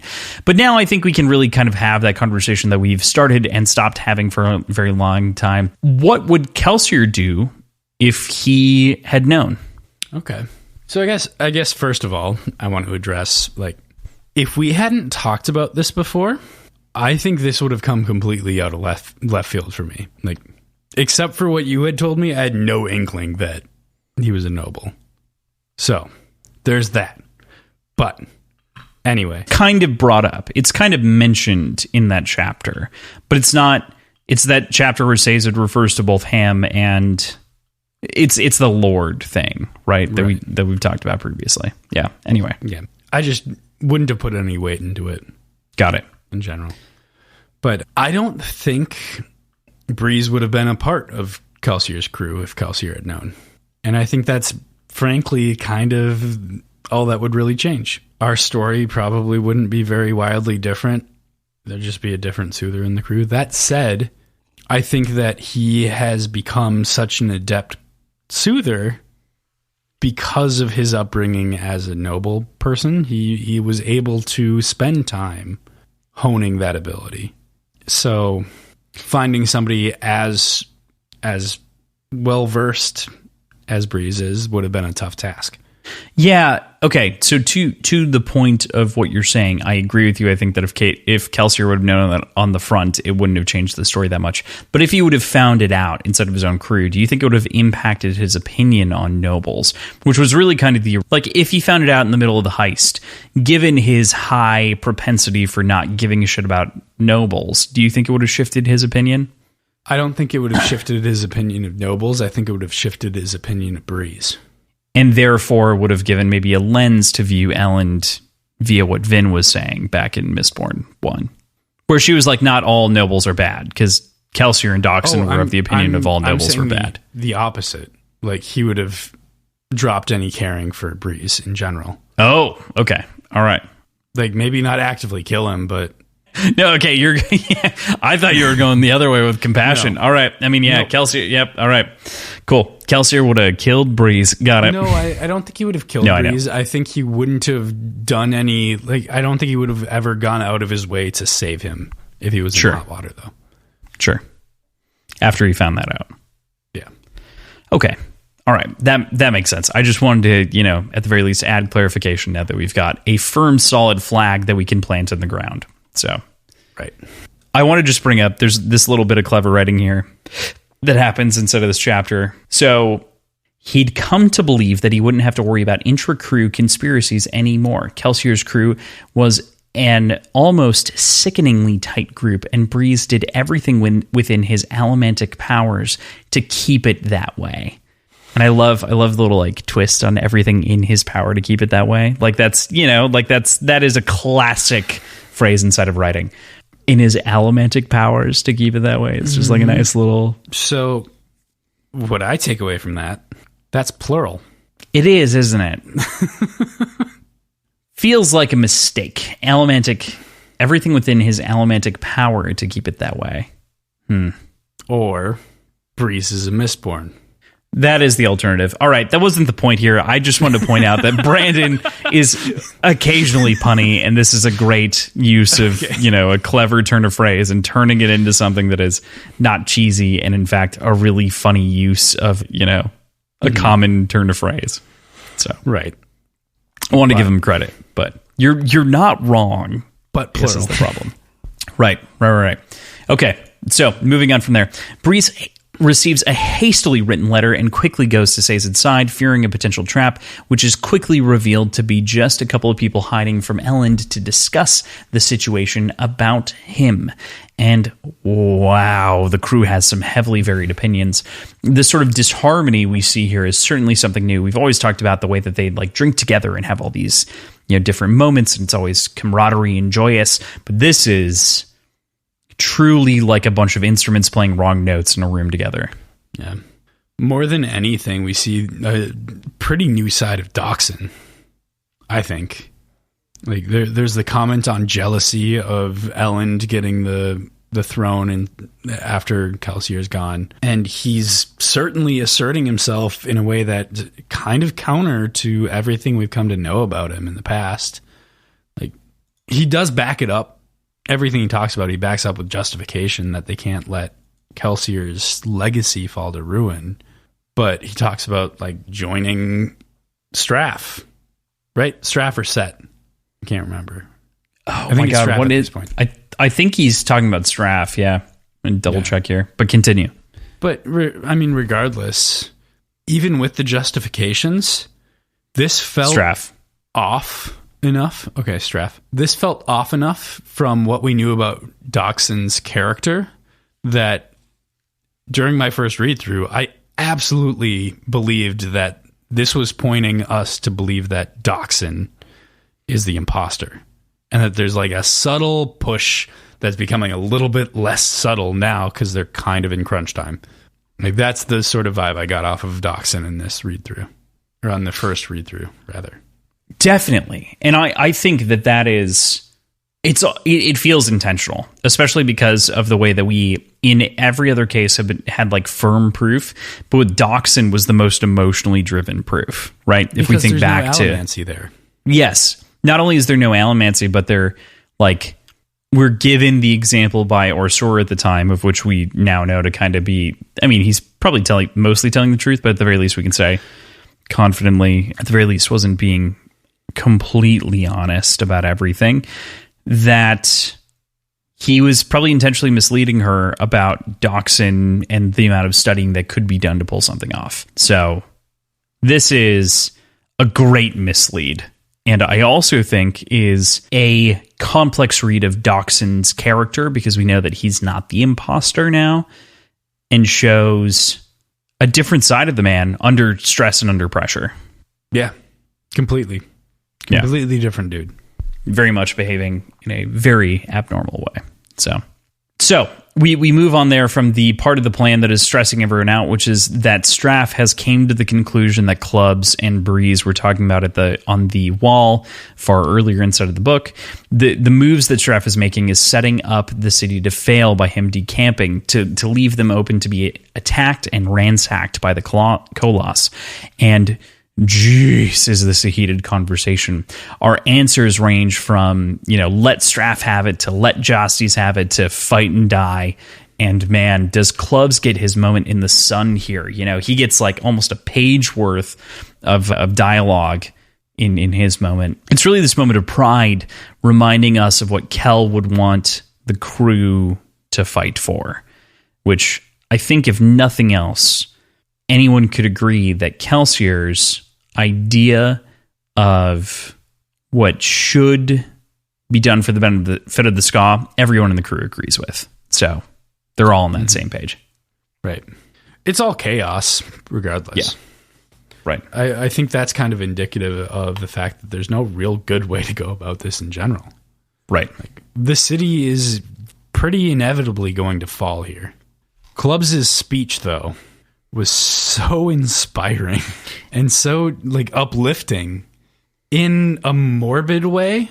Like, it's not saying, like, we can overcome this. It's saying, like, yeah, like, I know what we're facing. Like, I understand what's going on, but the Ska have hope now, and you can't take that away from them, more or less. Right? That's this speech, or is that a different speech? No, that is totally this speech. I just wanted to give you space to say anything else if you had anything else. Yeah, no, this is a powerful moment in which Clubbs and Sazed also kind of reiterate these ideas back and forth, right? And Clubbs uses the base of Kelsier, and Sazed uses the base of freedom and tyrants, right? And we'll kind of get to that in a moment. But man, I adore... This is why this book is so good to me, is that it spends so much time lingering in these ideas of the sort of longer-term consequences of a rebellion and the leaders of the rebellion itself. Like, where does your responsibility as the leader of a rebellion? You don't just get to throw something over and then, you know, you've given it everything. You have to give it literally everything in order to potentially watch it succeed, be it in the short term or the long term. Either way. Right. So, agreed. Man. And then Sazed makes the point that we haven't talked about much, that we've broken the system, like we're saying, but that it's not enough that all of the people have changed. It's not enough that everyone has flipped their mindset, as we've seen in the outlying terraces and kind of everything that's been going on there. Tyrants are settling in small fiefdoms, even if this primary machine that was of oppression that was destroyed when the Lord Ruler died, even though this primary machine of oppression was destroyed, someone had to start that revolution, someone to ignite it, and now we're all about the follow through. This is about making sure that this continues to succeed wherein everything else had failed. And they, like Kelsier before, will be martyrs to show that you can't hold the Ska, the terrorists, the oppressed people down forever. Yeah. I don't know why, but this section right here made me... Maybe you can help me. Sure. Understand this a little bit, but I got really claustrophobic here, and I don't quite understand why. Like, there's a glimmer of sort of nobility and honor when it comes to this sort of section, but it's mostly just kind of crushing, and I don't get why I feel so confined by it, but like it's just this little chunk. Well, I think it's because a bunch of people are making speeches before their castle is sieged, right? So, like, yeah. There's this combination of feeling like they're the pimple that's getting excised by these armies on either side that's going to squeeze them out. That's a disgusting metaphor, but I think very accurate. But it's true. Yeah. Like it's as well as like the idea that these speeches are going to go, and these ideas maybe even directly are going to go unheard and are instead going to need to be interpreted by the masses. And that's another dangerous thing, is like, if you don't put it in writing, if you don't say it in front of people, if you don't actually inspire people with your actions, and instead you're just talking in a closeted room, no one really knows what you stood for. No one really knows what you are. Right. So I think that that's another reason that I feel claustrophobic inside of the scene is, you know, you hope that everything that they're saying and doing here actually makes it out to people and doesn't just die on the vine. Good point. Yeah. Because there's a lot of pressure making sure that it actually occurs. So, yeah. They settle on something else, though, that this wasn't the reason for the meeting as it stood. It was a good session where they got to talk about the goals that they were striving for, but the ultimate reason as to why the meeting was called sending away the 4 people most likely to make an impact outside of the city and into the future. That of Elend, Vin, Tindwyl, and dear little Listabornis. And this is a tough call. I think that each of them have different reasons as to why they're being picked. I think, interestingly enough, Elend has the weakest reason, which is that there's no way that Vin leaves without Elend. You know? Like, Elend doesn't need to go if it weren't for the fact that Vin wouldn't leave. Right. If they had let everybody into the meeting, yeah, how many people do you think actually would have gone? Tindwyl. I think Tindwyl would have, probably. Not necessarily. I think she would have stayed for Sazed. That's not untrue. I don't think you're wrong there, but I can at the very least see a reality in which she would choose to leave because she values preserving the knowledge for the people over everything else. I think she would push back and then hear the argument and understand that, like, she's kind of in the unique position. Though, so is Sazed. Like, it could be either one. But it'll be. I don't think there'd be any way to convince Elend to go. I think he would stay, basically, no matter what. Yeah. And Spook, I think, would protest a little bit, but I think ultimately would go when pushed on it. I think, in part, at the very least, Vin would go just strictly because of the thumping in her head. Yeah, I think she is so motivated by that she would have to head out. She's already talked about it on her own independently that she's motivated by that. So yeah. Then from that moment and that decision, we hop to Vin, and we've been talking about her struggle all week, for this whole episode, but we really see the struggle come to a head as she debates what must be done while walking around Creedic Shaw. She's debating a lot as she makes it into the good old pooping room. She's having a pretty not good time. All this. Not at all. You could probably call it shitty. So when I saw this note, I hadn't put together the pooping room and shitty joke, and now I have. now I have. That's great. She's shitty in italics underneath your notes. She is having a very shitty time. No, well done. Yeah, and I think that she's contemplating a lot of these things we've talked about this week, and this is where we really start to get through internal monologue and exploration of this. We get an exploration of the thumping and the pain and things like that going on inside of her mind.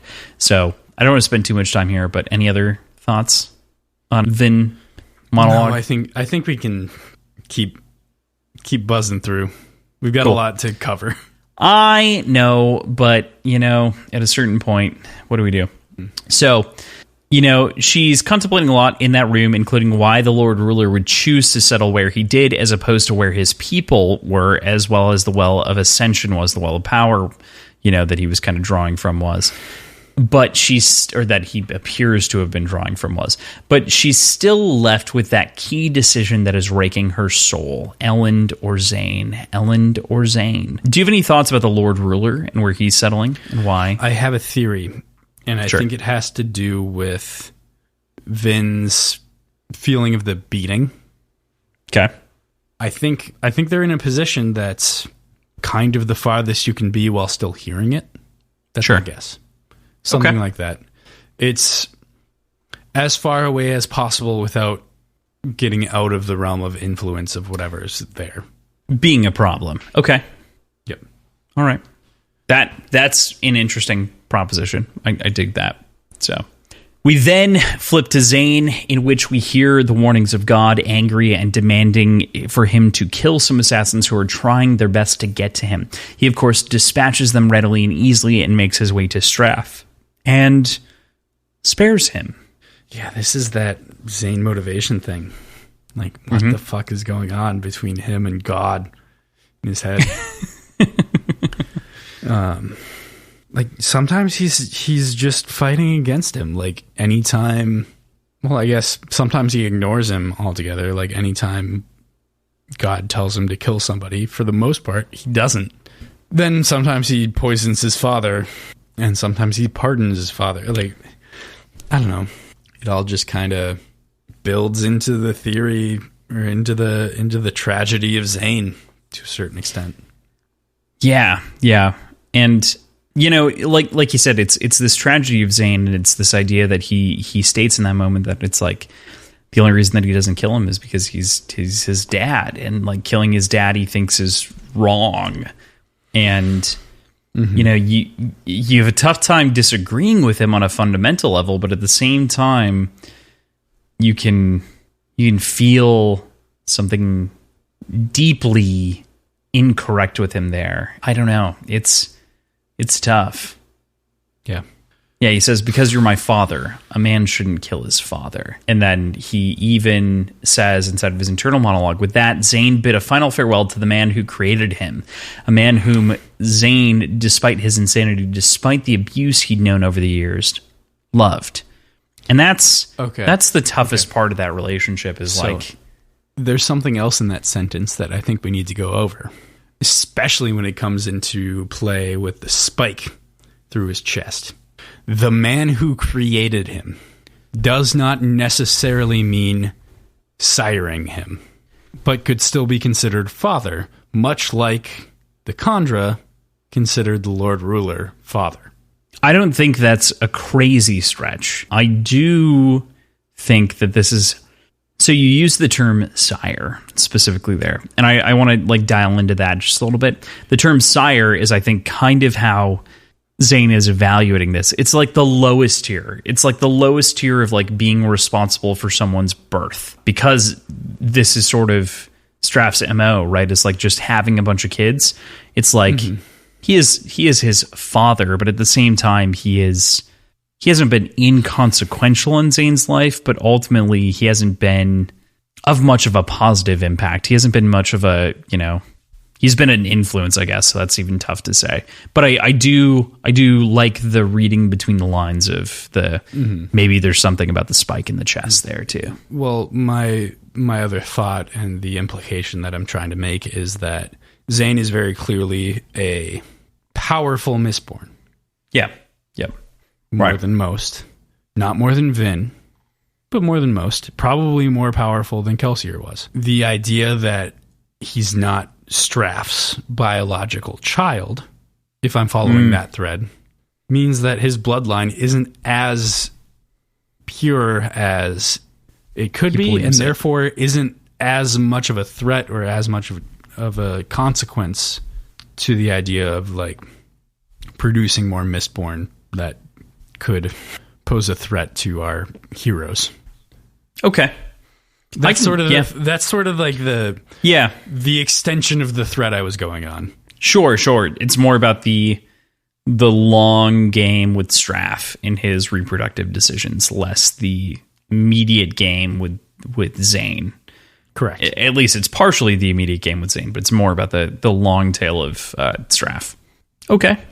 All right. And this is also the existence of the spike, paired with the fact that he was burning atium for 10 minutes, potentially. Yeah. Is that spike atium entirely? I don't know. Do you know? No, but that's my thought. That's kind of the entry level here, isn't it? Cool. All right. So he makes his way into the woods and finds his old discarded cloak, some old ATM, and we finally understand why he never wore a miscloak. You've mentioned it here, not because he was different or trying to bury the fantasy of being a Mistborn and make himself something else, but because he was never comfortable in a miscloak, which is the most fucking inane reason to not wear one, but also genius. Like, it is simultaneously... It can be both, though. Well, I'm not saying that... I'm definitely not saying that it isn't both. All that I'm saying is that it is, as a reveal, one where you go, I would have never thought that. Yeah, that's true. And it's like, oh, I would have never believed. And then you think back to it and it's like, yeah, that would be hella inconvenient. Especially as he describes it like scratching out the back. And that's all because he has a giant spike through his chest. Yeah. And there's only one other group of people that we know have spikes through them, and they're fucking Inquisitors. Yes, they are. And they also have the power of Mistborns without being born to it. So feeds into your maid thing. Yep, exactly. Cool. Is the crux of my maid thing. Like, that's the point that I'm trying to make. Right. Or that's this is one where of we the points that arrive I'm there. trying to make. With that, we move into chapter 47. Logbook here again is compounding over the last couple. So this is just adding to the last two that we've already read. Alendi believes as they do. They, of course, here in this sentence structure referring to the world bringers and believing in the prophecy that Quan himself disagrees with. So any reads, I mean, this feels pretty straightforward. It's nothing crazy, but it is at the very least a sort of affirmation that Quan believes everyone is wrong. Quan is certain. Quan is certain that seems to be certain that everybody's wrong based on information that he gave and put forward. Like, it's it's him backtracking on shit. I don't know. Well, it is him backtracking on shit in part because he didn't want to denounce the attention, when he was first doing it. So that's what's so hard to track with Quan is at first he was like, I believe that I was the thing. And then I realized that I was claiming attention because I sought attention. And now I realized that I've misled everyone potentially into believing said thing. And now literally everyone believes it, including the guy that I've called, Anna Mansour and the like Christ figure. I mean, that's face value though. That's not what, like, we know more context than that, especially when it comes to Rashek. Right. And like all the weirdness that Tindwyl and Sazed were coming up with last section. Like, there's some ulterior motives here, and I don't know what it is yet, but it's a heel turn in a way that doesn't make total sense. Okay. All right. So we open up this final chapter of the week with quiet contemplations before moving to a conversation between Vin and Orsor and discussing an end and the possibility of imitating a terrorist man, whether or not, that had gone on with Orsor in the past and had. This conversation is cut short, though, as she notes that that there is mist on the floor and that Zane is in the doorway. And he says it is time for them to go wherever. But man, at this point, and through the end of the last chapter, even when we were talking to Vin, that thumping is really driving Vin up a wall, it seems. It seems like it's just adding to this layer of anxiety, pressure, and stress, right? Yeah, I'm stretching, but is this connected to the spike somehow? Like, is that amplifying something? I know she can feel, like, the distance and the direction of where this is coming from, but is it a conduit? Is it an antenna of some sort? I don't necessarily think it's related, but I can't get it out of my head. So sure. I'm going to try to draw connections constantly. Wherever you can. Oh, man. Especially because he's fucking gone by the end of this section. Yeah, true.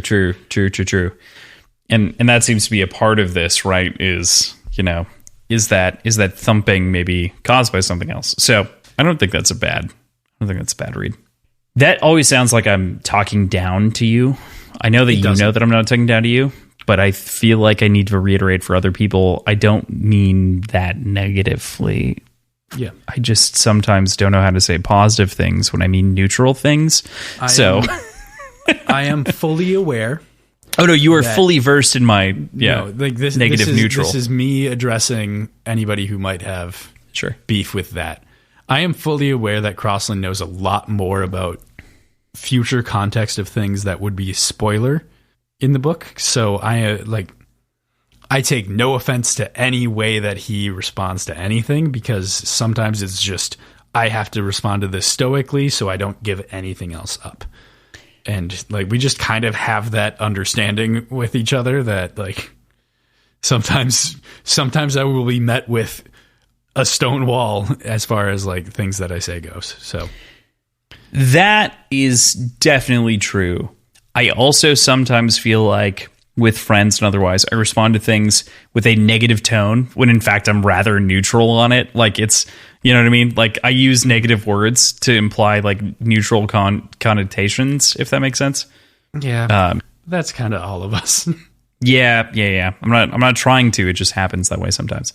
So, needless to say, I just wanted to make sure that anyone knows that Crosland's a shitty friend and he hates me. That is factual. And man, you can finally see the attraction here between Zane and Vin. They're not like perfect mirrors or anything like that, but they can see each other in their reflections in their own way.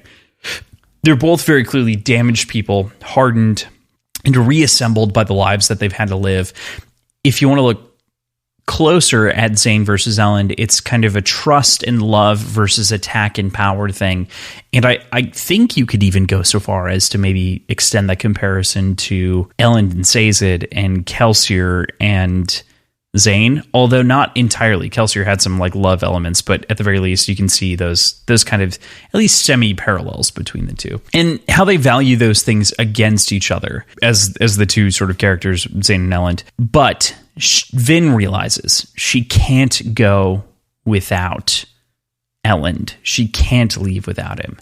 And Zane snaps in that moment. What is it about him that draws you? He isn't a great leader. He's not a warrior. He's no allomancer or general. What is it about him? And as we find out, it all boils down to Elend's ability to trust Vin with her life and her decisions. Yeah. And it's a wholesome moment, but it's kind of. You also like, dude. I mean, the bottom end is a wholesome moment. The rest is fucked. Yeah. Zane's got some real unhealthy views of relationships in general. Well, yeah. I mean, have you seen his dad? Oh, wait. It's also Alan's dad. So, yeah. I mean, there's that. Right. I mean, he even says that he loves her at one point in response to Vin saying that Elend loves her. Like, but what's kind of touching is that I don't know. I don't think touching is the right term, but we get a not total rejection response from Vin, but in a compassionate way. It's meant to be compassionate for sure. Yeah. She says, "I believe you," in response, and leaves it at that basically. And like, that is okay. I definitely want to let you continue. That to me is such a crazy moment where it's like, I love you. I believe you. And that is biting to hear on the other side of that coin. But you can understand. In context, it makes total sense, though. For Vin, it makes total sense. I agree with you. Yeah. But also because she's talking about how Elend loves her. Yes. And right. it's he interjects and she responds in this way and then continues on. So, like, boiling it down and taking it out of context, it sounds harsh, but I don't think it comes across that way in context so much.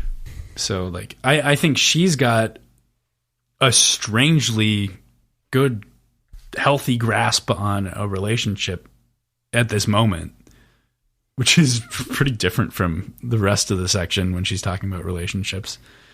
So yeah, definitely. It does not mesh right, or as you would expect, I guess, is kind of the way that I would take it. So this is the culmination of everything that she's experienced over the course of these chapters, which is another reason that it feels like it would feel wrong to separate the beginning and end of this section, right? Is because this is the total accumulation of trauma and growth that leads Vin to this point of going from I am the knife and I am just a weapon to now I can acknowledge that I am a full person of whom should holistically trust and love the people that I choose to trust and love, which is something that even Zane is seemingly incapable of with his claims of love to Vin, incapable of trusting her, which is ultimately what leads to this point in this section.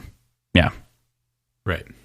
So before anything else in this, before we get into the combat, I don't think so. I think between this and like everything we've talked about throughout the entire section, I think we've got it pretty well covered. Cool. I just can't reiterate how much I enjoy Zane's character and weep tragically for Zane in the way that he never got the opportunity to have a life that he would have done better in. He was not set up for success. He was set up to fail. And so there was no way that he was ever going to do well to begin with. So that's the tragedy of Zane in a lot of ways, and his inability to recognize that is unfortunate as well. So before Vin can fully explain why all of this and her feelings and kind of the moment of disparate love between the two, Zane's anger flares and he flies into her, and they tumble through the night, attacking and fighting for real. She shouts the secret code to Orsor and makes it over to him, expecting him to open his shoulder, and we get our terrifying reveal. I think almost a crazier reveal than that of this moment, this fight, and of Zane. Orsor is the imposter. Tensoon had filled his place on Zane's order. Holy shit. I remember the first time I read this and I was shocked. My brains were blown out the other side of my head. How do you feel about this one? Like, we were just talking about Tensoon last week, I think. Mm-hmm. Like, it was such a good reveal, man. Fucking shit. It's what's the most complicated about this whole thing is that we've come, or at least I've come to trust my feelings towards Tensoon or Orsor. And I guess that in and of itself isn't complicated. What's complicated is that it still seems like those feelings aren't unfounded.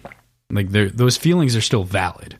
So it's this really intense reveal of an imposter while also not feeling like a total betrayal. It's just a different feeling than what it would feel like if it was all just a lie. I don't know the right way to describe it, but like it feels very unique in that sense. Right, because the twisted part of this is once we get the time frame of when all of this kind of went down, you have this perspective of, okay, the cold Khandra that we had right off the bat was Orsor. The shitty Khandra was Orsor. And the one that started to respond positively over time to Vin and Vin's affection and care has been Tensoon. So it feels as though we've grown to know the imposter and have grown to become friends with him over time. So it is a fascinating and wholly unique character reveal that I have never seen in another piece of media. This is wholly unique. I don't even know where to begin. I do want to give you high amounts of props for keying into one of the most critical differences in this entire story, for working out very early the difference between Orsor and Tensoon's interpretation of the contract relating to killing humans. You keyed in to that difference immediately. The moment that it was brought up and there was a contradiction, you're like, nuh-uh, that's not right. You said it was something else beforehand, but you never keyed into it being a different person, right? Which is kind of the fun of this reveal. Yeah. But you were on the trail in a different way the whole time. You were suspect of the contract. It was inconsistent. Right. You were suspect of the contract though, not the person talking about the contract. Correct. Which is, I'm not faulting you for it. I'm just saying, like, it was, That is the one piece of groundwork that you really get to like really ground the Orsoon difference. And you immediately were like, that's wrong, right? And I was like, sure. And because he reiterates it so much, I have to be like, yeah, no, it is weird, isn't it? I don't want to like make the statement of like pinning it on Brandon, Yeah. Like, oh yeah, Brandon's just an inconsistent writer. Whoops. He fucked up. No, that doesn't happen. Yeah, right. So if there's one way to describe Brandon in my mind as far as his writing style goes, it's sloppy and slapdash. None of it makes any sense. So yeah, absolutely cheers on that one. I'm going to take a drink because that one was one that I noted on my side where it's like, that is a prediction. That is not a prediction because you were so keyed into the idea. Yeah, making that a prediction would have keyed me into something more. Just have blown it out of the water and would have been way too much. So, especially in this book, I cannot overstate how difficult it was to even try to fabricate positions that weren't totally unreal for you to even make predictions about. Like, this was almost impossible to do outside of what the story itself did, right? We go from there into this moment and this fight and sort of the combat between the two. And Zane's repeated mantra that he said a couple of times, and it's like, you are my savior. And in these moments in this chapter, he repeats, you could have saved me. You could have saved me, as though it is impossible. And calling Vin his savior is perhaps one of the worst parts to me of what's going on with this man. It adds this layer of tragedy to this sort of despotic person who can't break himself out of this cycle that we've come to know, and it really paints him as this sort of tragedy, this tragic character. And I know that we've made mention of some of these things before, but this is that real moment where he's unable to look inside of himself for anything because he's seeking all of his validation externally. Everything from his commands from his father to his appreciation for Vin, all of that is external. So I just... Yeah. Man, feel for Zane, but, at the same time, shitty person. So, perception-wise, like, it really kind of changes him from this malicious character to somebody a little bit more broken and confused and just kind of sad. What a great character, man.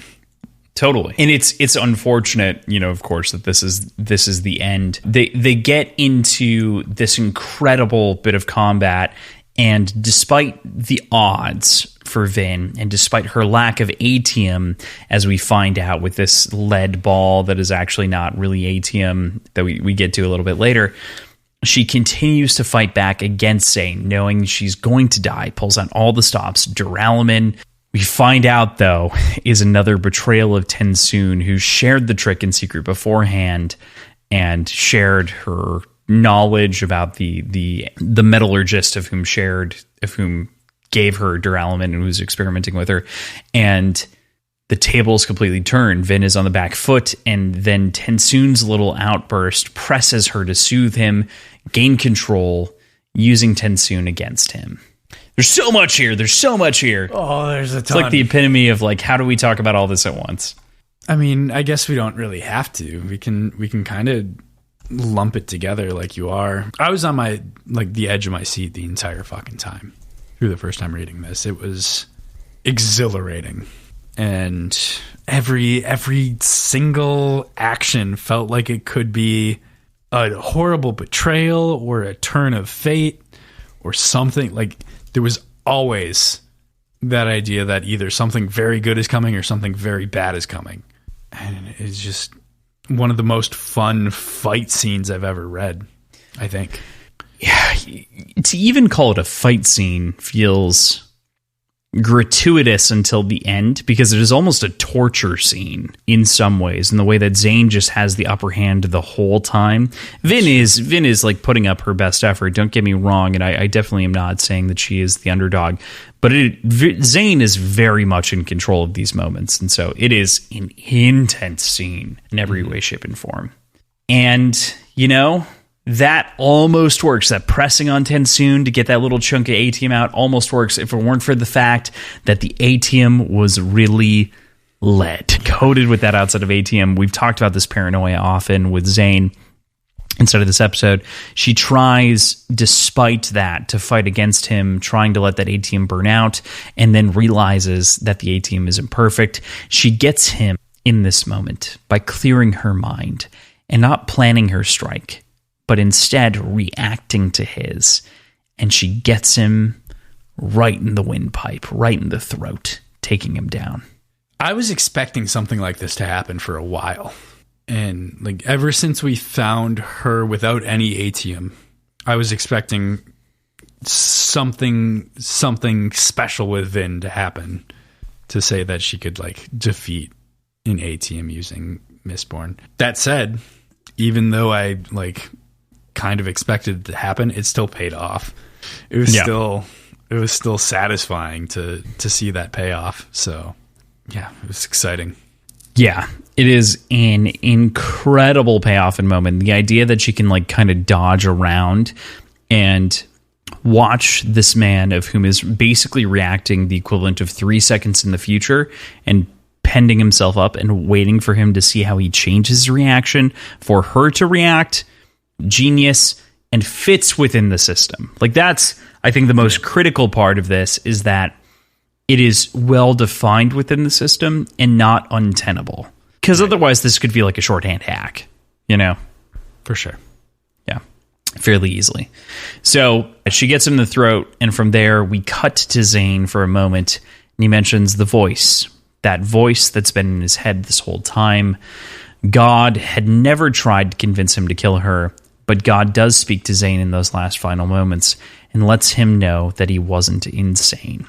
What a moment. I do want to real quickly, before you talk about the moment with God and Zane at the very end, I want to correct something that I said before. I said that I'm pretty sure she said something. That was mostly because I wasn't 100% certain, couldn't search, etc. And there are those moments where it's better to answer close but not wrong. Not, like, it's fine. We're good. It was corrected. So I knew it was coming up. I knew it was coming, but I think in general, it kind of sucks that we don't get to know more, or don't get to hear more of the interaction between God and Zane. I'm still assuming we'll get more of this God character somehow. Maybe through the spike. Maybe that's the sort of, maybe it's like possessed in some way. I don't know. But man, such a great close to that character, you know? Yeah. I'm just going to take the moment here with that and turn that into a little bit of prediction of, like, are we going to get more of the God character out of here? Okay. Because I do think that is, at the very least, a prediction about the idea of this character, and it does feel like the story leaves us going, question mark, question mark, question mark. God, not insane. Zane's not insane. Something else was maybe doing this to him. Yeah, right? So we cut from that death and that moment here to the end of the chapter between Vin and Orsur, one wherein he states that he has to return to his people because his contract is void and done with. And it's a sad moment between these two folks. How did it leave you feeling? I don't know yet. I'm still trying to figure that out, I think. But after everything that's happened with them, I feel like this could have been the moment where he would break free from the grips of the contract in general, and the sort of the grips of his people and their rules, I guess, and join Vin in her newfound quest that they've been talking about. Like that, this feels like that kind of moment that could have happened. So I don't know. There's been, like, he's proven that, I don't know. I guess I don't have that much more to say. All right. Okay. I mean, yeah, there is an element of, you have the opportunity to leave your system, the governance of, like, what's controlling you behind. You could do it. Yeah. There's that kind of metatextual of, like, come on, man, like, the contract was not actually, it was maybe socially binding, but we know it's not magically binding. So, right. What you doing there, mortal skin god man? So, okay, PJ, we're at the end. We've finally finished this week's reading. We have the final comment here, which is the last logbook here in chapter 48.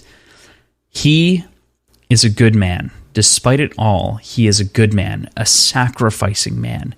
In truth, all of his actions, all of the deaths, destructions, and pains that he has caused have hurt him deeply. All of these things were, in truth, a kind of sacrifice for him. God, it's weird reading this and thinking about Zane.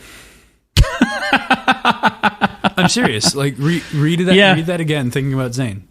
No, I think you're right. I think that it is this. I think you finally keyed into something with this story, which is, as opposed to the previous book being all of the logbooks felt like a prelude to the next chapter, these are almost a post to the previous chapter. Which makes more sense because they're, like, in the same chapter. Yeah, before the title of the next chapter. Break. Only inside of the audiobook. Inside of the book itself, they're after the number. So it's like 48 and then this and then the chapter. Okay. So yeah, it's true. You're right. Yeah. Yeah. Yeah, you're right. Regardless, we have reached the end of our episode. I'm going to make the executive call because I know that this episode has been long. And I say that in the fact that I'm pretty confident that this episode is going to cut down to like 250, maybe, given what we know about how we do episodes right now without us doing anything else. We've got a couple of different things. We want to address our question of the week that has been sitting there for 3 weeks. I have answers. I want to talk about them, but I think that it makes sense for us to push that off, as well as we have a lot of PJ's predictions to pay off. I think what we will do is question of the week will move to next week again. I'm so sorry. And then PJ's predictions will also move to the beginning of next episode. I like that idea. That way we can pay them off properly. Drinking before the episode, everything else, it'll be fine. Because I finished my beer, so I'd have to open or create another drink before doing that. So right, and especially because you have to wake up in several hours, it doesn't make sense. So yeah, just to put it into context, we have 1, 2, 3, 4, 5, 6, 7 answers on PJ's predictions. So it's quite a bit that we'll be opening up next week with. So with that in mind, we're not going to ask the question of the week that I had planned for this week, or that we had planned for this week. Instead, we're just going to move into next week. We are going to be reading chapters 48 through 50. It's a quick, easy read. Should lend itself to a very short episode. Thank you for your patience of getting through this one. I say these things every fucking time. I also say these things in post, PJ, sometimes where I'm like, it's going to be a long episode, and then it's like 2 hours, and I'm like, well, that's not a long episode for us. But that's how I'm feeling in the moment. So considering we've been here for 4+ hours doing this one, so almost 5. I'm very proud of what we recorded. Don't get me wrong, but next week, chapters 48 through 50. So that's where we'll leave you for the week. Thank you, as always, to our producers, Tim and Andrew, for helping us keep our show's lights on. Check out the links in the show notes. You can find our schedule, Patreon, previous episodes, website, all of our social media accounts, all in one very convenient location. We also want to take a second to thank our 2 new patrons today. Our first is Barback Cuz and our bartender, To Only Spoon, Ormsby. Excellent. Very excited. So as mentioned, you can find us on Twitter, Instagram, and Reddit at Words Whiskey Pod. Facebook is Words and Whiskey Pod, unfortunately, because Words Whiskey Pod was not allowed. So comparatively, if you search, you'll be able to find us fairly easily. So if you want to send us an email, answered question of the week, or any feedback or anything like that, you can definitely leave us that at wordsandwhiskeyshow@gmail.com. You can support us at patreon.com/wordsandwhiskey. Beyond that, I had another thing to make mention of. What was it? Hold, please. This is the end of the episode. There's one more thing. It's Whiskey Pod. Oh, leave us a review on Spotify or iTunes. We'll be reading those reviews next week, given the length of the show and kind of the planned episode out. I know that we will have time to read those, so we will be reading those. So if you want to sneak one in before next week, feel free to leave us one on iTunes, and we'll give it a go. Leave us a review, a star rating review as well on Spotify. Very important to our discoverability. 5 stars only, or else Aaron from HowlerPod will come after you with a pointy stick. Yeah. She does that. It's terrifying. It really is. She's forcing us to have an in-person meeting, and while I adore the idea, I am simultaneously terrified by how easily I was commanded. So with that, we will see you next week. Goodbye. Goodbye.